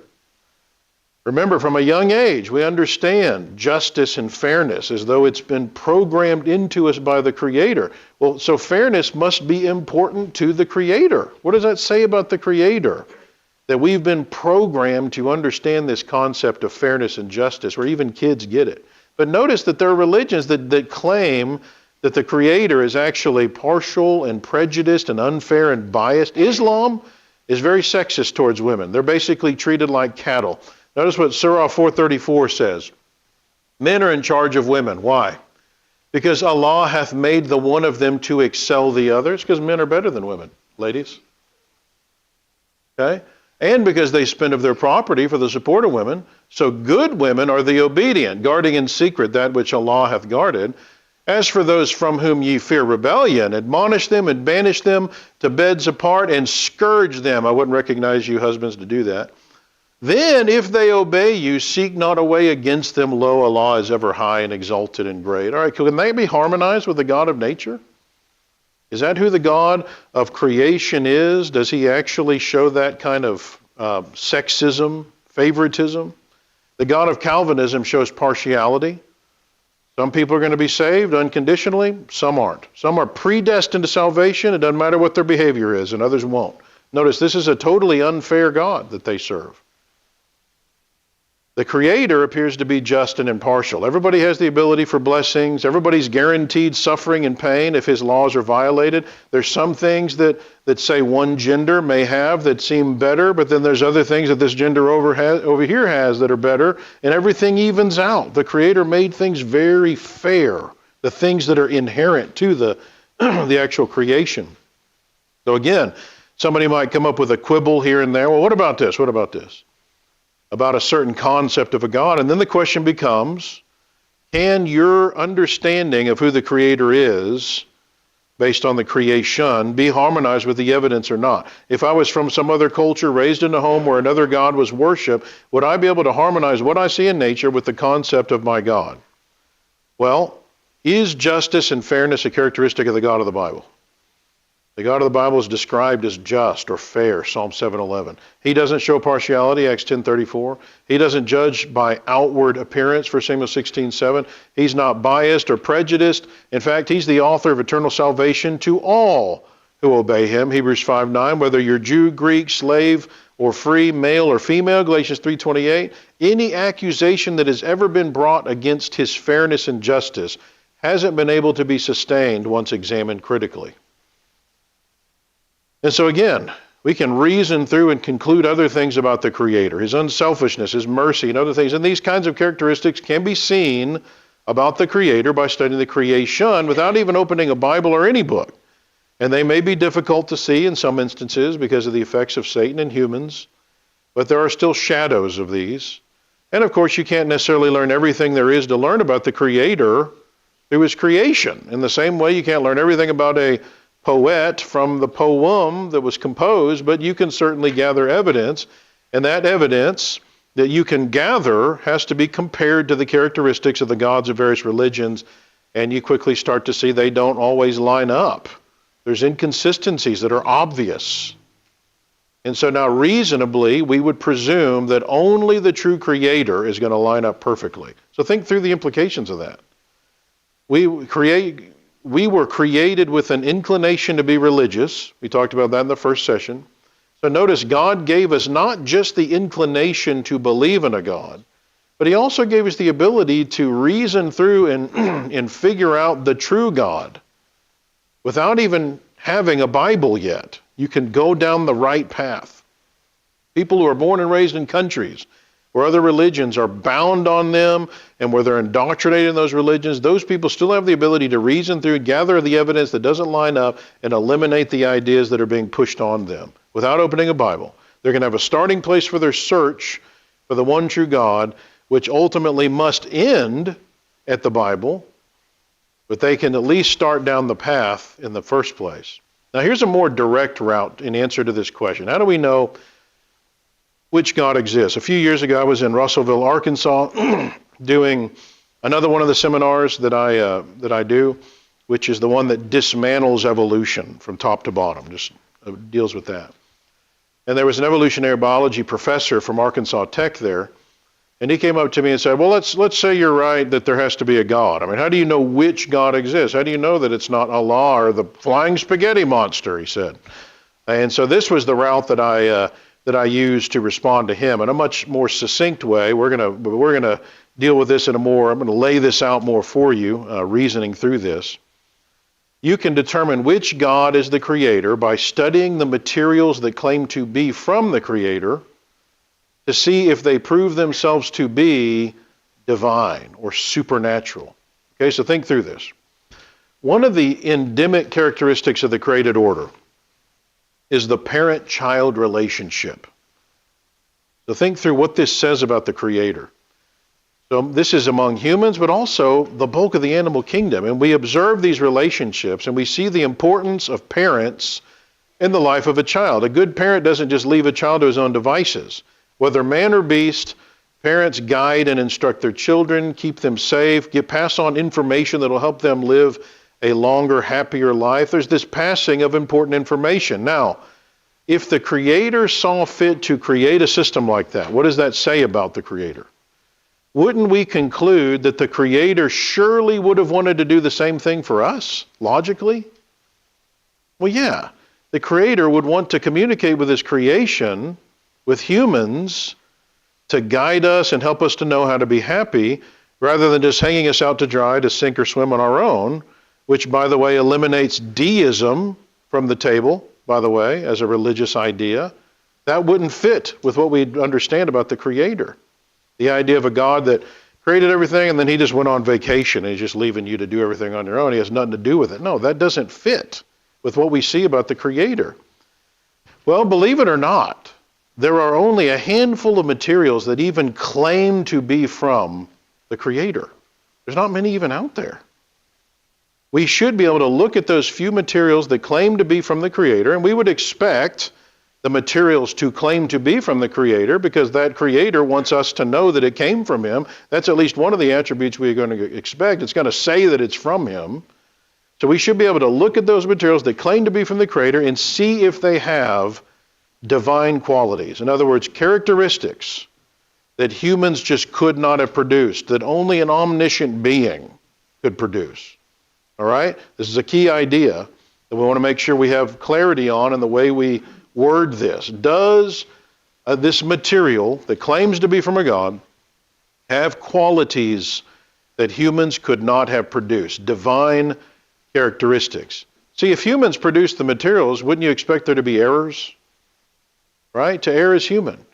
You'd expect contradictions and flaws and inconsistencies. Humans have to put out revised editions and revised editions of those editions. I mean, we're prone to mistakes, and it doesn't matter how meticulous we are, and it doesn't matter how many other people jump in and even help us edit the book. There still ends up being mistakes. Now, obviously, all of the books claiming to be from the Creator can't be true, right? Because they give completely different stories and teachings that contradict each other. All but the true book, therefore, were written by humans who were trying to trick other people into following them, be it for power, fame, money, whatever it might be. But if the Creator is the author of something, this Creator we already know has to be all-knowing, all-powerful, and so whatever He authored would be flawless in its original form. And also to have things in it, we would expect it to have things in it that humans just couldn't have known about or written. All right, so let's give an example of how this would play out in real life. So an example of how we can determine if a human wrote something and tried to deceive everyone into believing it was from God. If the Creator wanted to communicate with us, let's say He opens up the ceiling and He wants to talk to us today, would we expect Him to communicate with us using our language? Okay, so if He's writing to 21st century Americans, you think He would use English, but maybe Australian, maybe the Australian dialect's a little bit different. My dad did mission work down in New Zealand, right down there by Australia. and he discovered they may speak English, but there's some things that are a little bit different. He said the phrase, we need to stop piddling around. That means something different down there. It's not good. You don't want to say from the pulpit. There's things that are different, even though it's English. Would God speak to us in Australian English here in America? Would he use UK English? I did my evolution seminar in London. Members of the church over there speaking English, slightly different, accent. But I found out real quick, these people, it's a little different. English is a little bit different there. Their idioms, their customs are different. Would he use English from medieval times? From hundreds of years ago, when English starts being used, it's different than we have it today. Now, obviously, he's not going to do that, right? If the Creator wants to communicate with mankind, he's going to use our language and dialect. Why? Because he wants us to understand him, and he has the capability, he's omniscient, he has the capability of speaking to us using our language, right? This might seem obvious to you. And so we look at the Bible, we find the Old Testament was written in Hebrew and Aramaic, the New Testament in Koine Greek. Why? Because that was the languages being spoken by the people that God gave the information to, of course. All right, now, the King James Version, translated into English back in 1611, even today, still a good translation after 400 years. But we have to keep in mind what it is and what it isn't, so that we're not caught off guard by skeptics or deceived by like a lot of people have in the religion that I want to discuss for a moment. Isn't it true that languages change a lot in 400 years? The words and phrases can lose their meaning or change their meaning, right? Isn't that true? So, for example, and you look in the 1600s, you see the Old English being used. Ought, forth, ye, thee, thou, thy, that kind of language was used back then. Eventually, it stopped being used in society, except in the King James Version Bible, which was the translation still being widely used even 200 years later, for example, here in America, right? And so by the 1800s, the only place language like that would have continued to have been used was in association with God and church, since that was the primary version still being used in the 200s, right? So read literature from that period, and you see that the Old English had been abandoned. So the Declaration of Independence, for example, you don't see that kind of language. So think through what this would do to your mind.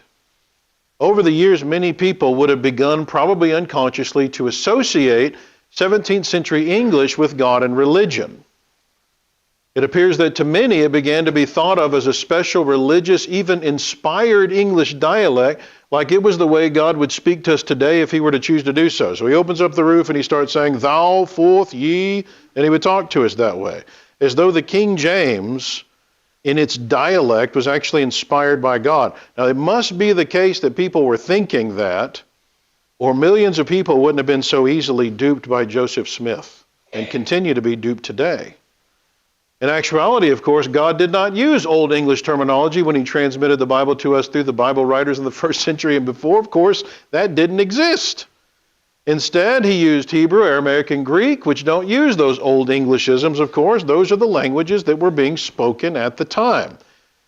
So in the 1600s, thee, thou, and thy were simply the singular forms of you and your, which modern English has now eliminated. So if you turn to 2 Samuel 12:7, and you have the famous scene there, Nathan is confronting David because of his sin with Bathsheba and Uriah, and he gives that kind of a parable to him. And David's like, oh man, this guy's rotten. We got to do something about this. And then Nathan says what? You are the man is the New King James. What is it in King James? Thou art the man. That's just the way they spoke there. Now we've eliminated the thous and thys, which were the singular forms of you and your, and we've now lumped it all in with you and your. Now that can mean plural or singular, and you have to look at the context, right? All right, now, here's why this is important. The Book of Mormon was translated in 1830, over 200 years after the King James, by Joseph Smith, allegedly with God's guidance. And yet, throughout the Book of Mormon, the Old English was used. You can go back and look at it. It's loaded with it. It's like over the top loaded with it. Just look at the first few pages. Thou, thee, ye spake, mightest, thine, commandeth, thou hast, taketh, saith. It's just loaded on these pages. Right now, why would God translate the Book of Mormon in the 19th century with old 17th century English instead of using 19th century American English? He wouldn't. For the same reason, he wouldn't speak to us in Australian English today or medieval English. He wouldn't do that. He would use our dialect. All right, so question. Why does the Book of Mormon do that? Right? This is a matter of reasoning. Apparently Joseph Smith wanted to give his translation credibility, and it worked like a charm. Religious people would be more likely to believe in his book by making it sound like the holy, inspired dialect of the King James. So he used it. It sounded like God's Word. I mean, that's the way God would talk to you if he's talking to you today, right? Must be God's Word.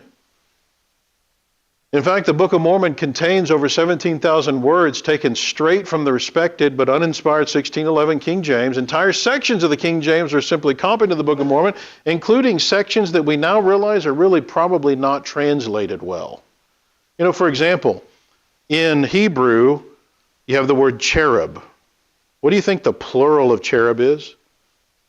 Cherubim, you put an IM on there. They put cherubims, put an S on there.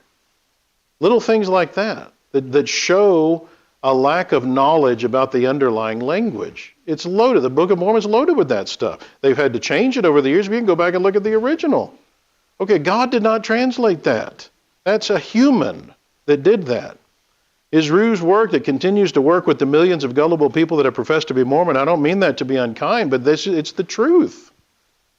It's gullibility if you allow yourself to be persuaded by that without stopping and thinking and using your ability to reason and come to the truth about something. Don't just follow a crowd to do evil, Exodus 23:2. So the Book of Mormon does not prove itself to be of divine origin. And this is just one example of its flaws. I have a book that goes into this. It is the product of a man who wanted to fool people into following him and accept his distorted teachings and practices. That's the bottom line on this. Now, the same can be done with other material that claims to be of divine origin. They can be studied to detect whether they appear to be from humans duping the masses or from a divine being. So, for example, the Quran, it's riddled with similar issues. Probably due to Muhammad's desire to lend credibility to the Quran copies liberally from the Jewish Talmud. Okay? Not from the actual Old Testament, but the Jewish Talmud, which is a collection of Jewish fables, myths, and stories that were circulating in Muhammad's area at the time, but which he probably didn't realize was not considered inspired. It's not claimed to be inspired by the Jews. Muhammad probably wouldn't have known that when he heard the Talmud stories from the Jews sitting around on a campfire and something. So he borrows the tales from the Talmud, puts them in the Quran to try to give it more credibility in his attempts to persuade people to follow him. This is easily seen. If you look at the Quran and look at the stories, you'll be like, I don't even understand what this is saying. This story doesn't make sense. You go to the Talmud, and it's like, oh, that's what he was trying to say. Like the Talmud is more clear, but it's as though he was listening to the story and he didn't remember all the details. And so the Quran is just weird, some of the stories. You have to go to the Talmud to make sense of what he's trying to say. And he's just ripping those off. They made the stories up. They don't claim anything other than that. So again, the Quran proves itself to be of human origin. Now the Bible has characteristics that prove it is beyond humans to have done this. And you've probably studied many of those characteristics many times, but they're worth rehashing briefly as just kind of a survey of this subject to make sure we understand how this applies to the question of the hour. Here's one of the characteristics. Would you expect 40 men from diverse backgrounds, including kings, a scribe, farmer, fisherman, tax collector, shepherd, Gentile physician, tree doctor, prophets, tent maker, soldier, cupbearer, and so forth, spread out over some 1,600 years, writing in 3 different languages, be able to agree on the things discussed in the Bible without contradicting or disagreeing with each other? They get 40 people together and okay, let's decide where we're going to go eat lunch. Who makes the best barbecue? Right? You're going to find out real quick, even, by the way, if it is the same people from the same background, living at the same time, and you want to try to get them all to agree about something. There's going to be a lot of disagreement, discrepancies, if not outright contradictions.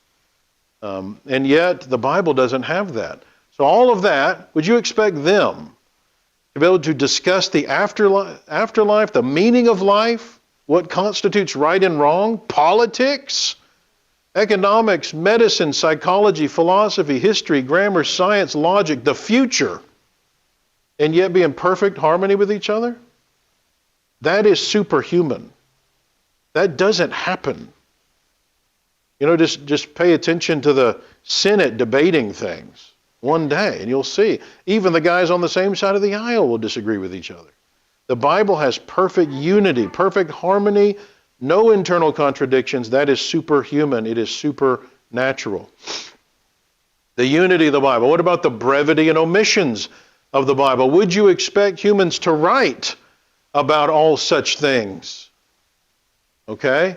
All things that pertain to life and godliness, in a brief enough way that all of it could be printed into one relatively small book that can be carried around in a purse. Okay, now humans are notoriously verbose.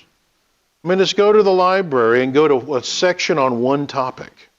Just pick out one topic, and there'll be volumes and volumes and volumes on that single topic. We just go on and on and on and continue to write books. Solomon said, of the making of books, there is no end. We just keep. Why isn't the Bible like that? It's talking about things way more serious than anything we write on. Would you expect humans? By the way, it's as though there is a superintending hand keeping humans back from doing what we would naturally do. You see, that's what I'm saying here. If we naturally did it, it would be different. So, for example, would you expect humans, if we're writing it, to leave out the bulk of Jesus' childhood? Think about that for a minute. Don't you want to know if Jesus was ever spanked? Well, what did Jesus play with? Did he have a toy he played with? What were his friends like? How did he treat his friends? Did they ever go fishing together? You know, maybe he threw his line out there, and his buddy threw his line out there, and he makes the water part over there where his buddy can't catch any, and it's being silly. And was he silly? You don't know. Now keep in mind, if you're making this book up, okay, you're faking it. What are the kind of things you would put in there to make people interested in it so they'll want to read your book and follow you? Right? I would write a lot more about his childhood because it's kind of interesting. Don't you have a lot of questions about that? Right? He leaves it out. All you get is this one little instance when he's a little bit older when he goes there to the temple, right? Before he's 30 years old. Would you expect humans to squeeze the momentous events of the first 30 years of church history into one small book, the book of Acts? Again, think about this, okay? You're working up to this big event to have the church established, and you're going to squeeze everything that happens in 30 years into this one book? I mean, isn't there other things that you kind of want to know about? You know, what happened to the other apostles that just disappear from the pages of Holy Writ? Don't you want to know? I mean, the Catholics have their traditions that they've made up. Maybe they've tried to have some history in it, but it's not in the Bible. God chose not to give you that information. But wouldn't it be interesting? Wouldn't it make people want to read the Bible more? Would you expect humans to give the meaning of life in a mere 12-chapter book, the book of Ecclesiastes? No, we don't do that. We've got books that try to do that, and it's not a 12-chapter book that's a few pages. This one bothers me. Explain the origin of the universe in one chapter? I mean, I want to know more about that. How does he make things come from nothing using words spoken without an actual mouth and without vocal cords? How does that happen? And what was that serpent like? How was it able to be upright? How was it able to talk? And don't you want to know what the tree of life or the tree of knowledge of good and evil tasted like? You see, these are the kind of questions that would be very interesting. And yet God's like, no, you don't need to know that. I don't want you to get off track on the important thing that I'm trying to get you to know, right? The message of the Bible is Genesis 3:6, humans messed up. How am I going to fix that? That's the rest of the Bible. There's a lot of things you don't need to know. Okay? But if humans are writing it, you're making all this up, There's other things you're going to include in there. What exactly happened with Enoch? I mean, we don't get a lot of information there. What does that mean that he's translated? I kind of want to, does he just like dematerialize? He's gone? Does he kind of float in? I don't know. Did you just get a few words? That's it. No. There's a lot if humans were writing this, it would be different. The brevity and omissions of the Bible, it's superhuman. It's not like what humans would do. What about the objectivity of the Bible? Would you expect humans to write disparaging comments about themselves and their buddies for the whole world to read about over the coming centuries, and to do so completely dispassionately, without emotion, and impartially? In other words, they're throwing themselves and their buddies under the bus. Okay, now again, if you're trying to get people to follow you and your buddies, you kind of want everybody to think that you're, kind of special, religious. You're kind of on a different level, so everybody will follow you. You're not going to write about yourself like Peter. And your buddies aren't going to be writing about you if you're trying to make this religion in such a way that it makes everybody go, man, that guy messed up. Right? That's not something you would expect humans to do if they're making this up. But if God's writing it and he's controlling the humans to make sure that they're not doing what humans would tend to do in their writing, it makes sense. It's done very dispassionately and impartially by this being that is able to restrain them and he's above time. So he's writing this book over 1,600 years, and he's in existence in every moment of that all the time. Scientific foreknowledge of the Bible, where humans state several of the laws of science accurately before science progressed to the point of understanding them. These kind of things shout out divine origin, what you'd expect from a supernatural book. Let's look at this one, a few examples from this section that you might have heard of before, but I find fascinating as a scientist.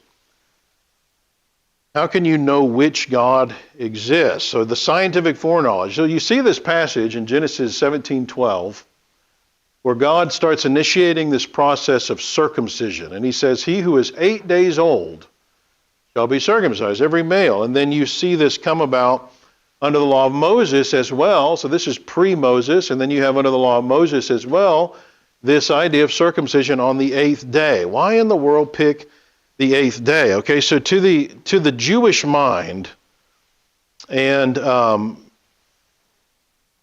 numbers had significance. Okay, they hold meaning that they don't really to us. This is a little bit foreign to us.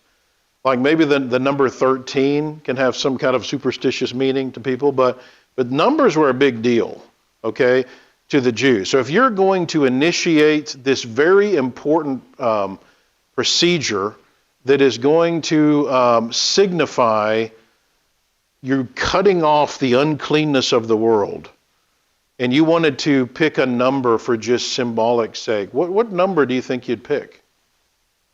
Maybe 7? 3, 12, well, very significant numbers.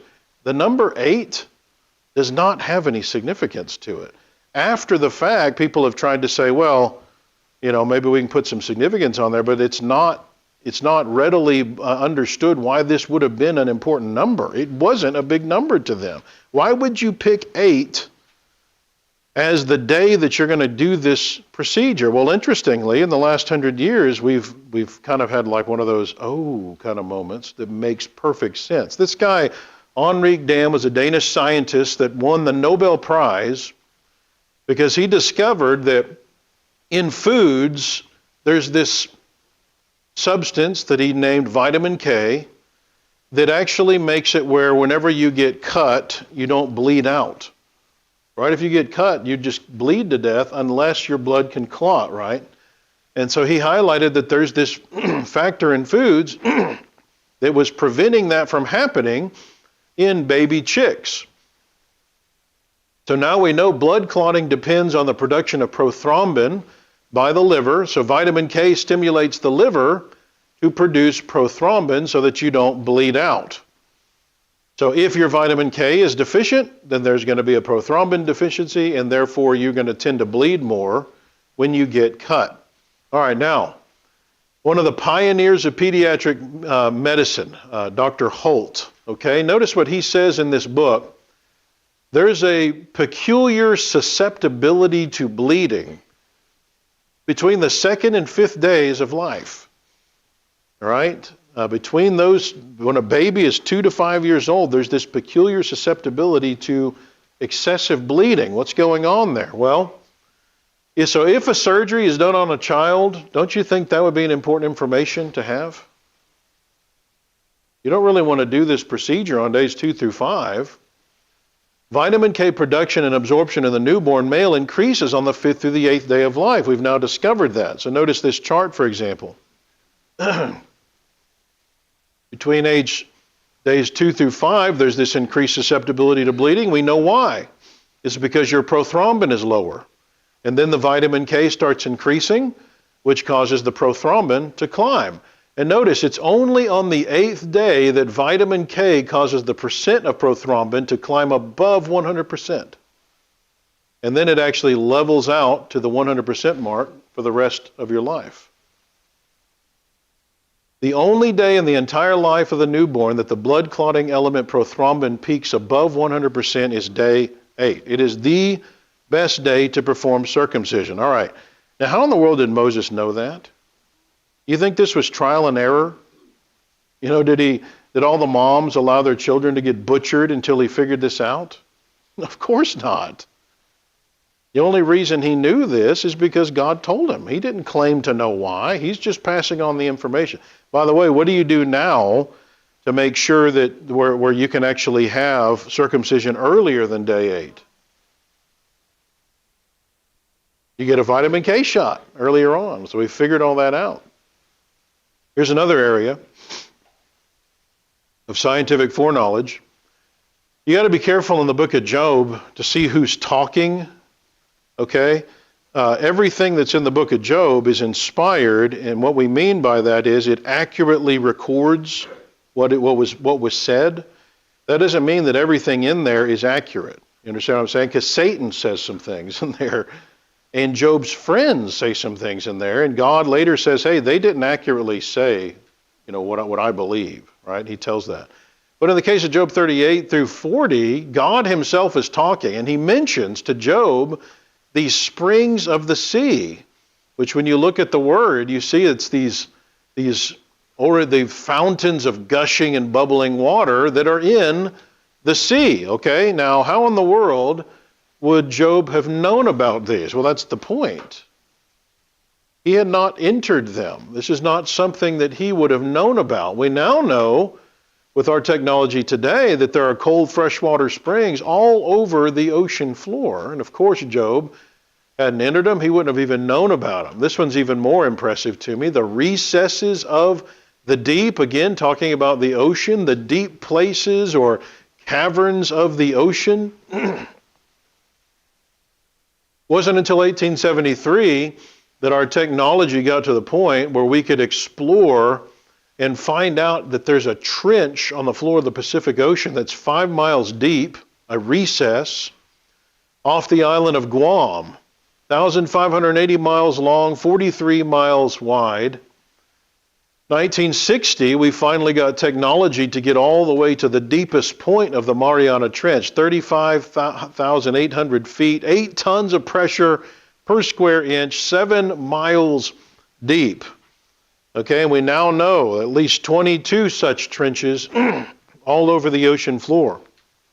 And by the way, this could be the trenches that are formed due to the subduction of the tectonic plates, which we'll actually talk about tomorrow.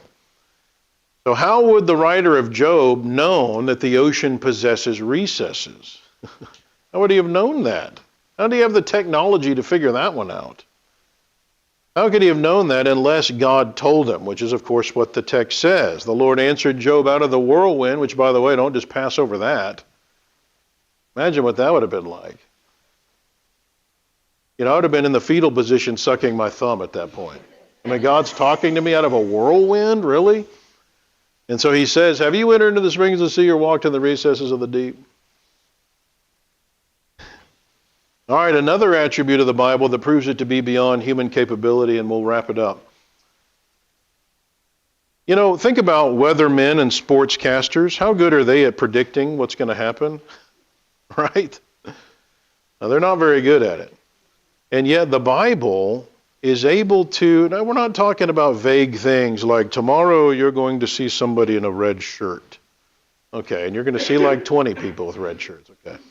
We're talking about very specific prophecies that are made sometimes hundreds of years in advance. Even the names of places, the cities somebody's going to be born, in the case of Jesus, you know, where you've got over 300 very detailed prophecies made specifically just about Jesus. The Bible is unlike human books about this, and everybody knows if the Bible really can do this, it's got to be from God. So usually what they have to say is, all those books had to have been written after the fact. That's their argument. But you can trace down when they were written. And so you're still left with the fact that these predictive prophecies are ridiculous in how detailed they are, and only a being that knew the future, because he's already there, would be able to actually make these prophecies. So let's just look at one example. We got a lot of this on our website, and we have a good book on these characteristics of the Bible. Notice, for example, Ezekiel 26. Came to pass in the 11th year on the first day of the month that the word of the Lord came to me, Ezekiel, saying, Son of man, because Tyre has said against Jerusalem, Aha, she is broken who is the gateway of the peoples. Now she is turned over to me, I shall be filled. She is laid waste. All right, because of that, God doesn't like it that he's talking smack about Jerusalem. Behold, I am against you, O Tyre, and will cause many nations to come up against you, as the sea causes its waves to come up, and they shall destroy the walls of Tyre, break down her towers, for I have spoken, says the Lord God. Okay, now, this would have seemed bizarre and worthy of scoffing at the time.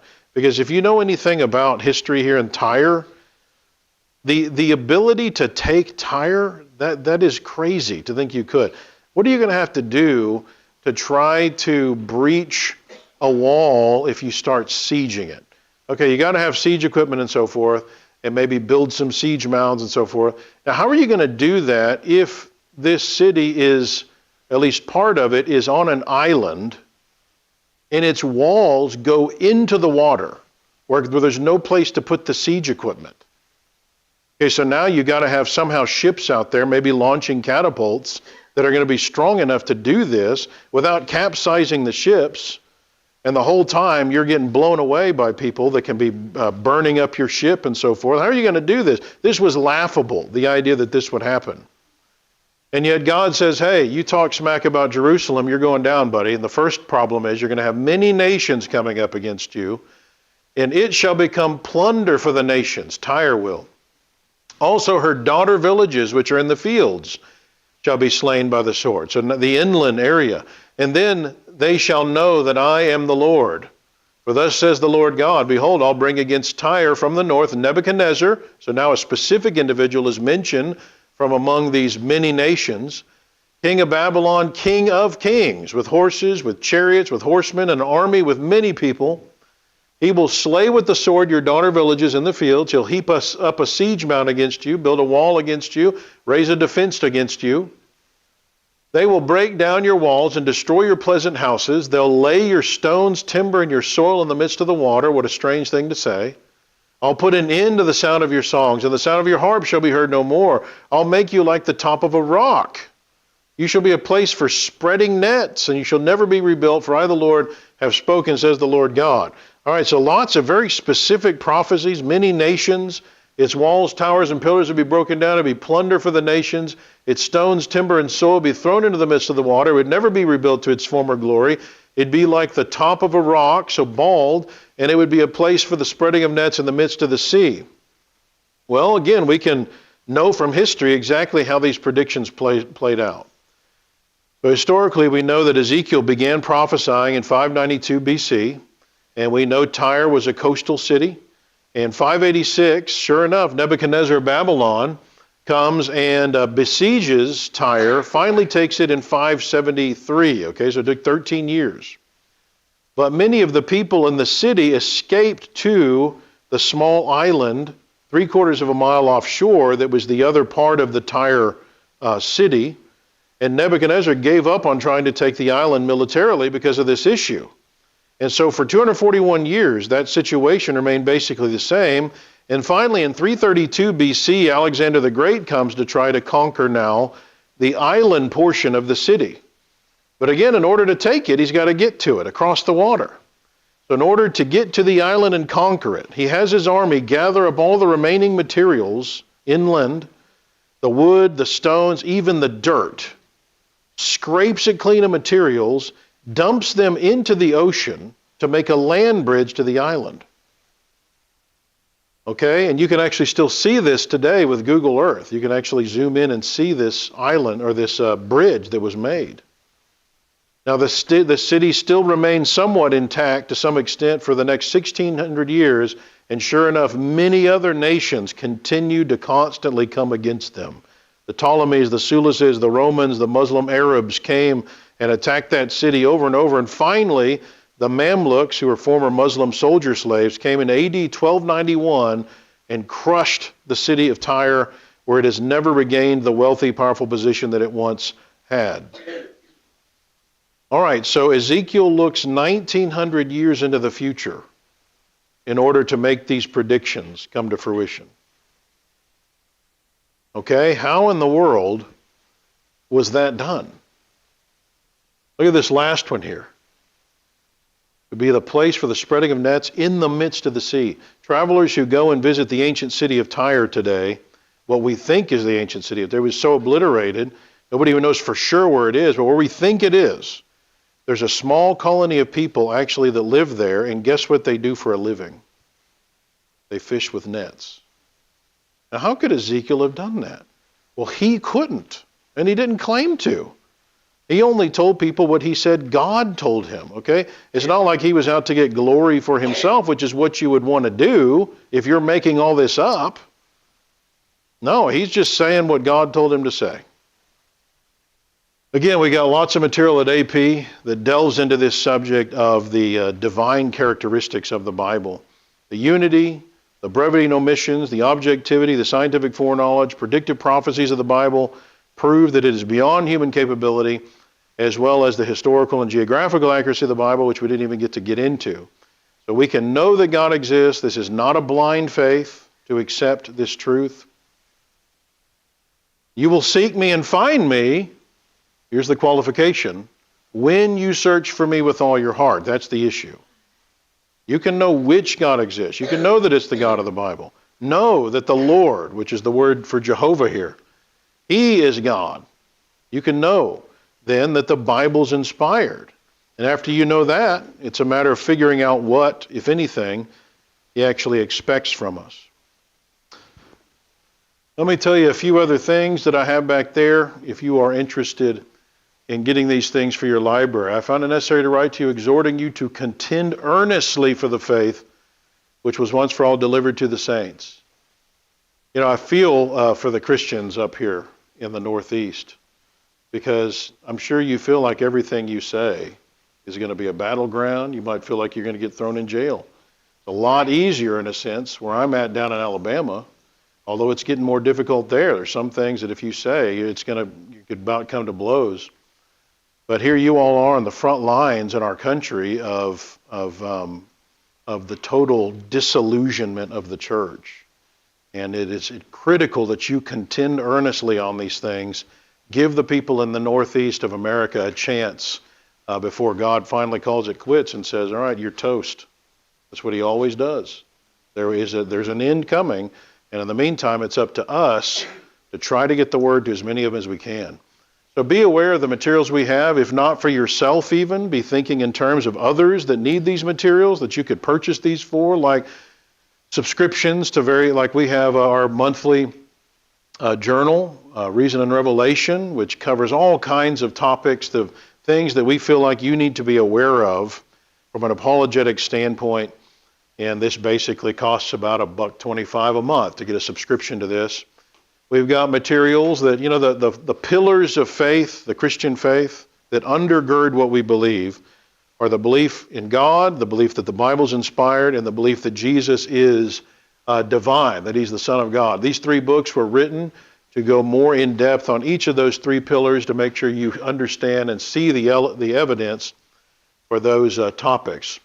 One of the big arguments that people will try to use that are skeptics and scoffers whenever they try to come at you and try to say, oh, the Bible's not true, they'll come at you in like a machine gun fashion, and they'll list 10 or 15 things that they think are evidence that the Bible has contradictions. They'll fire it at you. And there'll be this list, and you're thinking, they keep coming at me. And even if one of them is right, the Bible's not inspired. This is one of the big tactics atheists use today, where they'll have this list that they say, the Bible says this, but it says this over here, that contradicts each other, so they can't both be right, so the Bible's not from God. And they'll give you 15 or 20 of these, and this is blowing our kids away. These 2 volumes, plus actually there's a third one now that we have as well in this series that Eric has written, and just masterfully deals with the main arguments that they always try to use to show that the Bible in no way contradicts itself on anything. Truth About Human Origins is a very thick book going into several of the key issues with human evolution. Christian's Guide to Refuting Modern Atheism. This is actually the transcript from Kyle Butt's debate with Dan Barker from 2009, but with a lot of other materials that Kyle didn't have time to deal with in the debate. And Dan Barker, the one thing he did do well in the debate was that I think he did a good job of laying out the best arguments that the atheist has against the God of the Bible. So it's all there in the debate, and it's all dealt with masterfully in this book, A Christian's Guide to Refuting Modern Atheism. Surveying the Evidence gives you a survey of Christian evidences. The Dinosaur Delusion, we'll talk about some of this probably tomorrow, but dinosaurs have become the poster children for evolution. And yet God's the one that made the dinosaurs. Okay? He's the master of the dinosaurs. So they belong to creationists, and yet people don't ever hear how you explain dinosaurs from a biblical perspective. And that's really what that book is about. The number one argument atheists try to use against the God of the Bible is the question of evil, pain, and suffering. I mean, how could God be all loving and let evil, pain, and suffering happen to innocent people and good people, children and so forth? Either God's not really loving or he's not really powerful enough to stop it. That's the argument, right? This book goes specifically into this argument and teaches what the Bible actually says about that. I mean, God, of course, knows that argument's going to be used, so he answers it in a ton of different ways throughout the Bible. So this is written on a very layman level for Christians, and also be thinking in terms of people that you know who are going through suffering that might need a copy of this book. Because the times when you're going through intense suffering, that's whenever it can be difficult to remember, why is God allowing this to happen? Science versus Evolution is my book systematically dismantling several of the key planks that undergird naturalistic evolution. Again, we're just following the evidence where it leads, and it's loaded with where I use their own quotes, where you can see that I'm not just making this stuff up. I use their own quotes against them in this book. Is Christianity logical? Is it true that our society around us is becoming more and more illogical? And even Christendom, believes in this irrational religion. Well, Christianity is first and foremost a religion based on the facts and reasoning from the evidence. And Jesus was a master logistician, okay, where he would make logical argumentation, and as were the apostles after him throughout the book of Acts.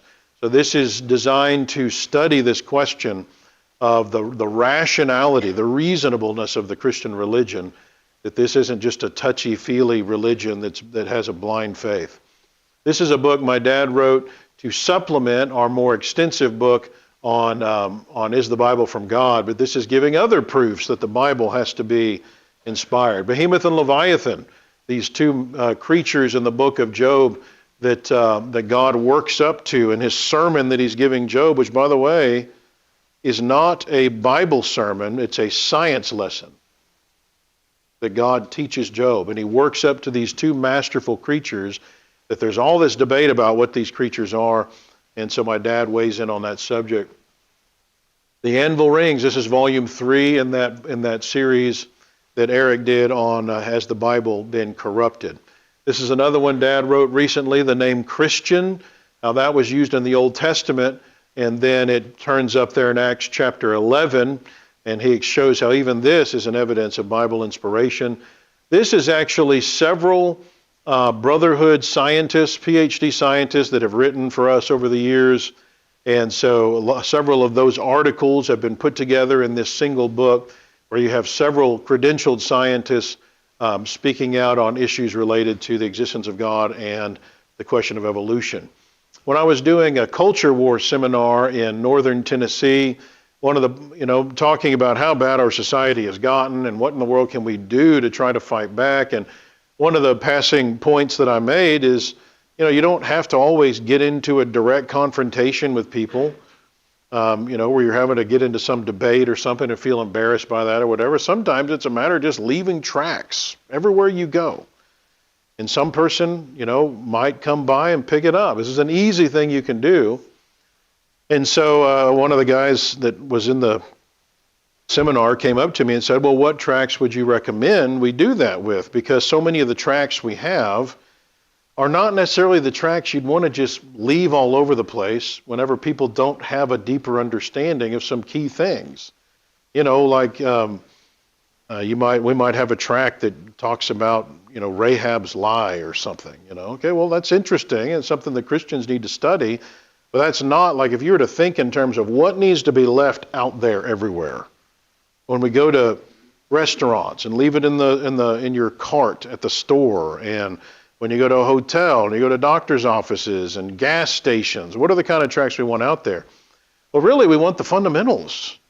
We want people to know there's evidence for God, for the inspiration of the Bible, the fact that the Bible has not been corrupted, the fact that Jesus is divine.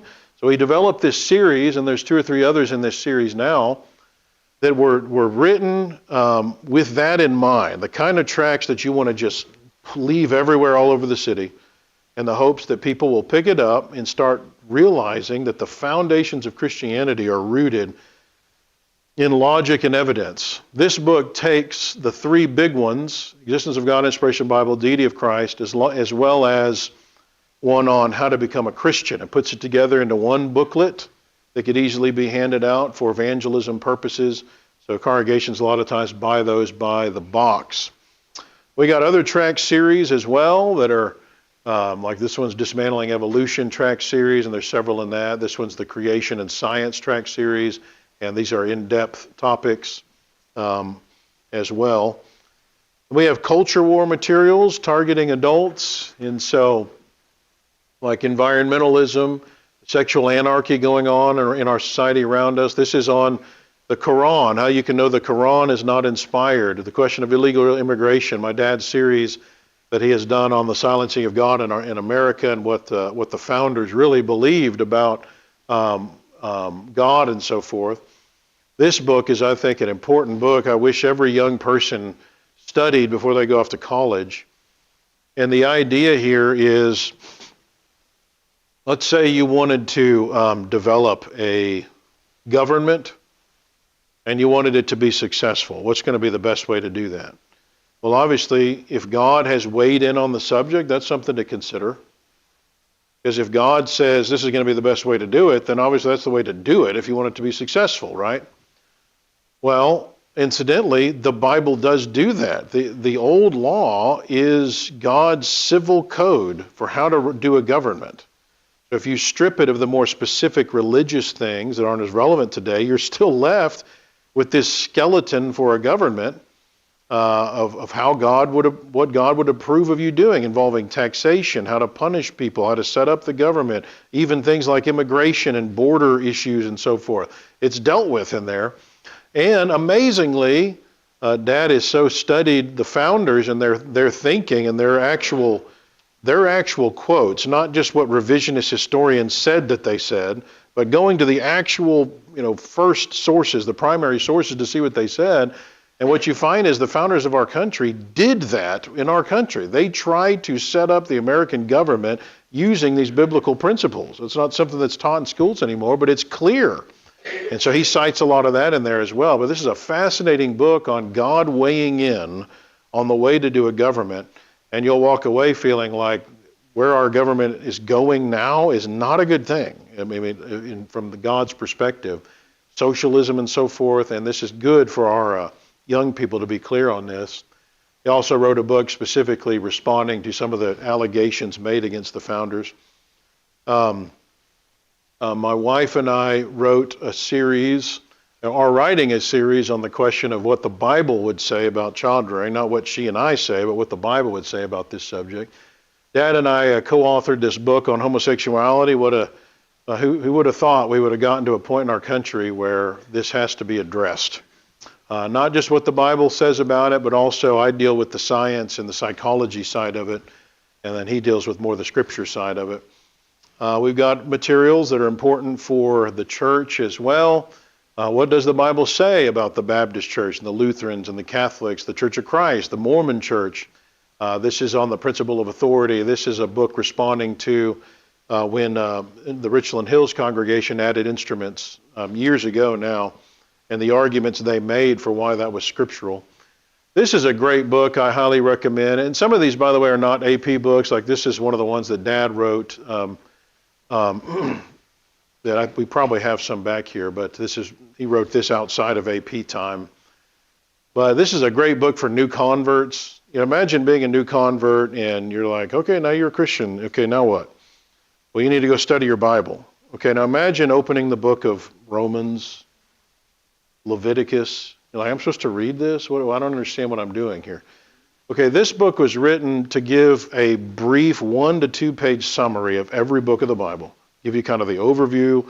Is there a thematic verse? You know, what's kind of the context here? What's going on? So very, very thin little booklet, a great book for new converts to have to kind of give you a big picture, kind of the bird's eye picture of the Bible.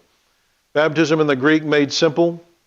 So this is digging into the actual Greek of the New Testament to see what the Bible actually teaches with regard to baptism, but it's really, I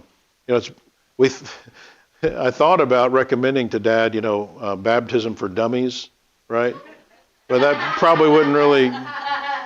So instead, he went with baptism in the Greek made simple because he breaks this down in a way where it's not. I mean, there's Greek talked about, and yet it's dealt with in a way where you can follow along and see that this subject of baptism has been conclusively dealt with in the Greek. There's no argument. Female leadership in the church, that's becoming more and more of a problem. He's got a book on that too. And he's been doing a lot of writing over the last few years. I've lost track of how many books he's put out. Modern Day Miracles, there's another one that he did responding to that issue. So many in the religious world around us believe in that. Here's another really interesting book that he wrote where he gets into the underlying languages to pull out some nuggets of information that you don't get in our modern translations if you don't understand some of those translation issues, and also some culture issues where you'll read past something and not necessarily know what it's talking about because there's some weird idiom used, that kind of a thing. So this gives you, it's a compendium of a lot of interesting things in the Bible that won't make sense without that deeper understanding. The end times, a huge portion of the religious world around us has accepted premillennialism and the Antichrist and the rapture and all that.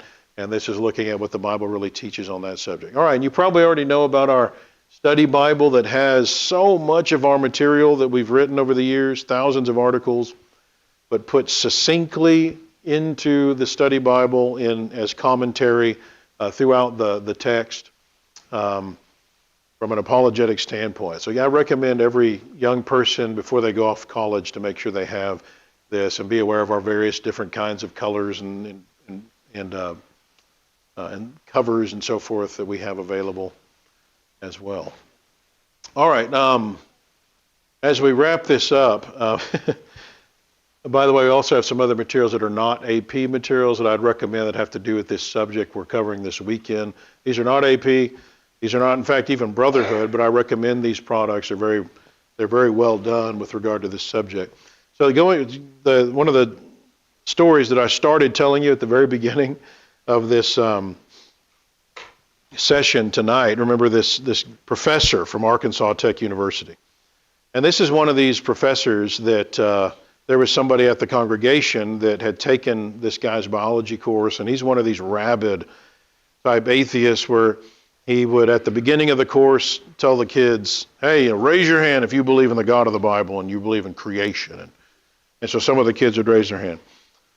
And he'd say, I'm going to show you by the end of the course that you guys you're all wrong, that biblical creation is ridiculous and evolution is true. He's one of those kind of guys, just this rabid guy that's going to attack you hard. So he's this guy. So he comes out, how do you know that it's the God of the Bible and not Allah or the flying spaghetti monster? Which, believe it or not, there's a group of atheists that call themselves the Pastafarians. Okay, making fun of the idea that there's just as much evidence for the flying spaghetti monster as there is the God of the Bible. And so they've made up, a mocking group to kind of make fun of us. And so I said, yeah, well, we don't have a blind faith. I mean, we have evidence for what we believe. Oh, yeah, sure. Yeah, I want to hear this. I said, yeah, we have a book that has divine characteristics that humans could not have produced. And he sat there. A little drool coming out. I probably counted 15 seconds. He was just stunned. Then he goes, really? I said, yeah, we don't have a blind faith. We got evidence that proves that it's got to be the God of the Bible. He sat there again. Well, and he says, I want to see what you're talking about. Now I'm sitting there going, because it's so rare for me to get to that point with anybody. Like somebody wants to see the evidence, hooray, right? So I wasn't even prepared for it. He goes, so I would like to see it. And I said, well, we've got this book that delves into this subject where you see a lot of this evidence that I'm talking about. And he goes, well, I don't want to pay for a book. I don't want to support your organization, but I'd like to see. So one of the elders jumped up, got him that book, and he walked away with the book. Never heard from him again. Now, I don't know what he did with it. I don't know if he read it. He definitely didn't come back and try to battle us on it. But it's ultimately between him and God at that point. Our job as Christians is to sow the seed. It's not to convert people. God's the one that provides the increase. I mean, it's nice when we have that fruit, but 1 Corinthians is clear on that. We plant the seed and we water it. God provides the increase. So somebody becoming a Christian is between them and God. We can't get cocky whenever, I'm baptized, like 15 people. Well, wait a minute. I mean, our job is to plant the seed. That's it. And so we're creating those moments where on Judgment Day, God will be able to say, hey, I sent somebody. I sent one of my disciples, and they gave you that information. What did you do with it? We're creating a judgment moment when we do that, when we leave tracts around, when we talk to somebody here or there. Right? Our job's not to try, we're going to try to convert them, but ultimately we shouldn't judge ourselves based on our ability to do that, because that's not our job. Our job is, now we should judge ourselves by how much we're getting the word out there. How much seed are we throwing out there? Because there's always things we can do that are easy to plant the seed if we're just willing to take the time to do it. But push the world back, make it secondary in our life, and make sure that we're focused on spiritual things. All right, so we have actually in our study now, we've looked at the first 3 planks in that tower we're trying to build. We know there's a God. We know it's the God of the Bible. We know the Bible is inspired. So what we get to start doing tomorrow now is digging into what does the Bible actually say happened that will help us to interpret everything around us. So it's going to be fascinating. We'll go through Genesis 1 through 11 in 2 sessions, and then we're going to see if that model that is depicted there in Genesis 1 through 11 is able to withstand scrutiny. And so we're actually going to see some of the specific targets that have been, the specific attacks that have been made by skeptics against that model to see if it can actually withstand scrutiny and hold up to that kind of criticism. And what you're going to find is it's a beautiful model, it fits the evidence, and it destroys their perspective the whole while. So Christians can be confident about what we're talking about. And so tomorrow we got 3 sessions and then 3 on Sunday morning, right? Is that right, David? And then we'll have the Q&A. All right, I'm going to turn it back over to you, David. Thank you very much for your attention tonight.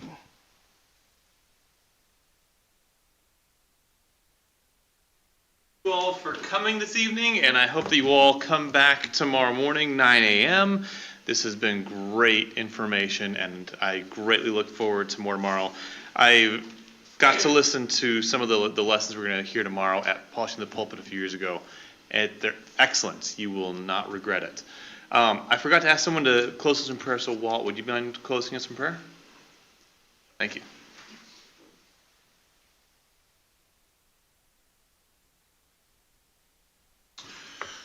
Let us join together in prayer. Dear Lord Father, we are thankful for this beautiful day. We're thankful as we look around us, we see your mighty hand of creation at work with the animal life, the changing of the seasons, the beauty that surrounds us. We stand in awe of your greatness and wisdom. This evening, we're so thankful to be together. Many have traveled long distance to be here for the presentation from Dr. Miller. We're so thankful for his efforts, his studies, and his bringing forth the words of truth. This evening, as we travel home, we pray, Father, we would be safe on the highways, in our households, and that you would guide us to have zeal, to have desire to be here for tomorrow morning and the remainder of the classes. We're so thankful, Father. You are a great Father, a loving Father, loving your children so much you sent your only Son to earth to teach us and to go to that cross, rising on that third day. We pray to his name. Amen.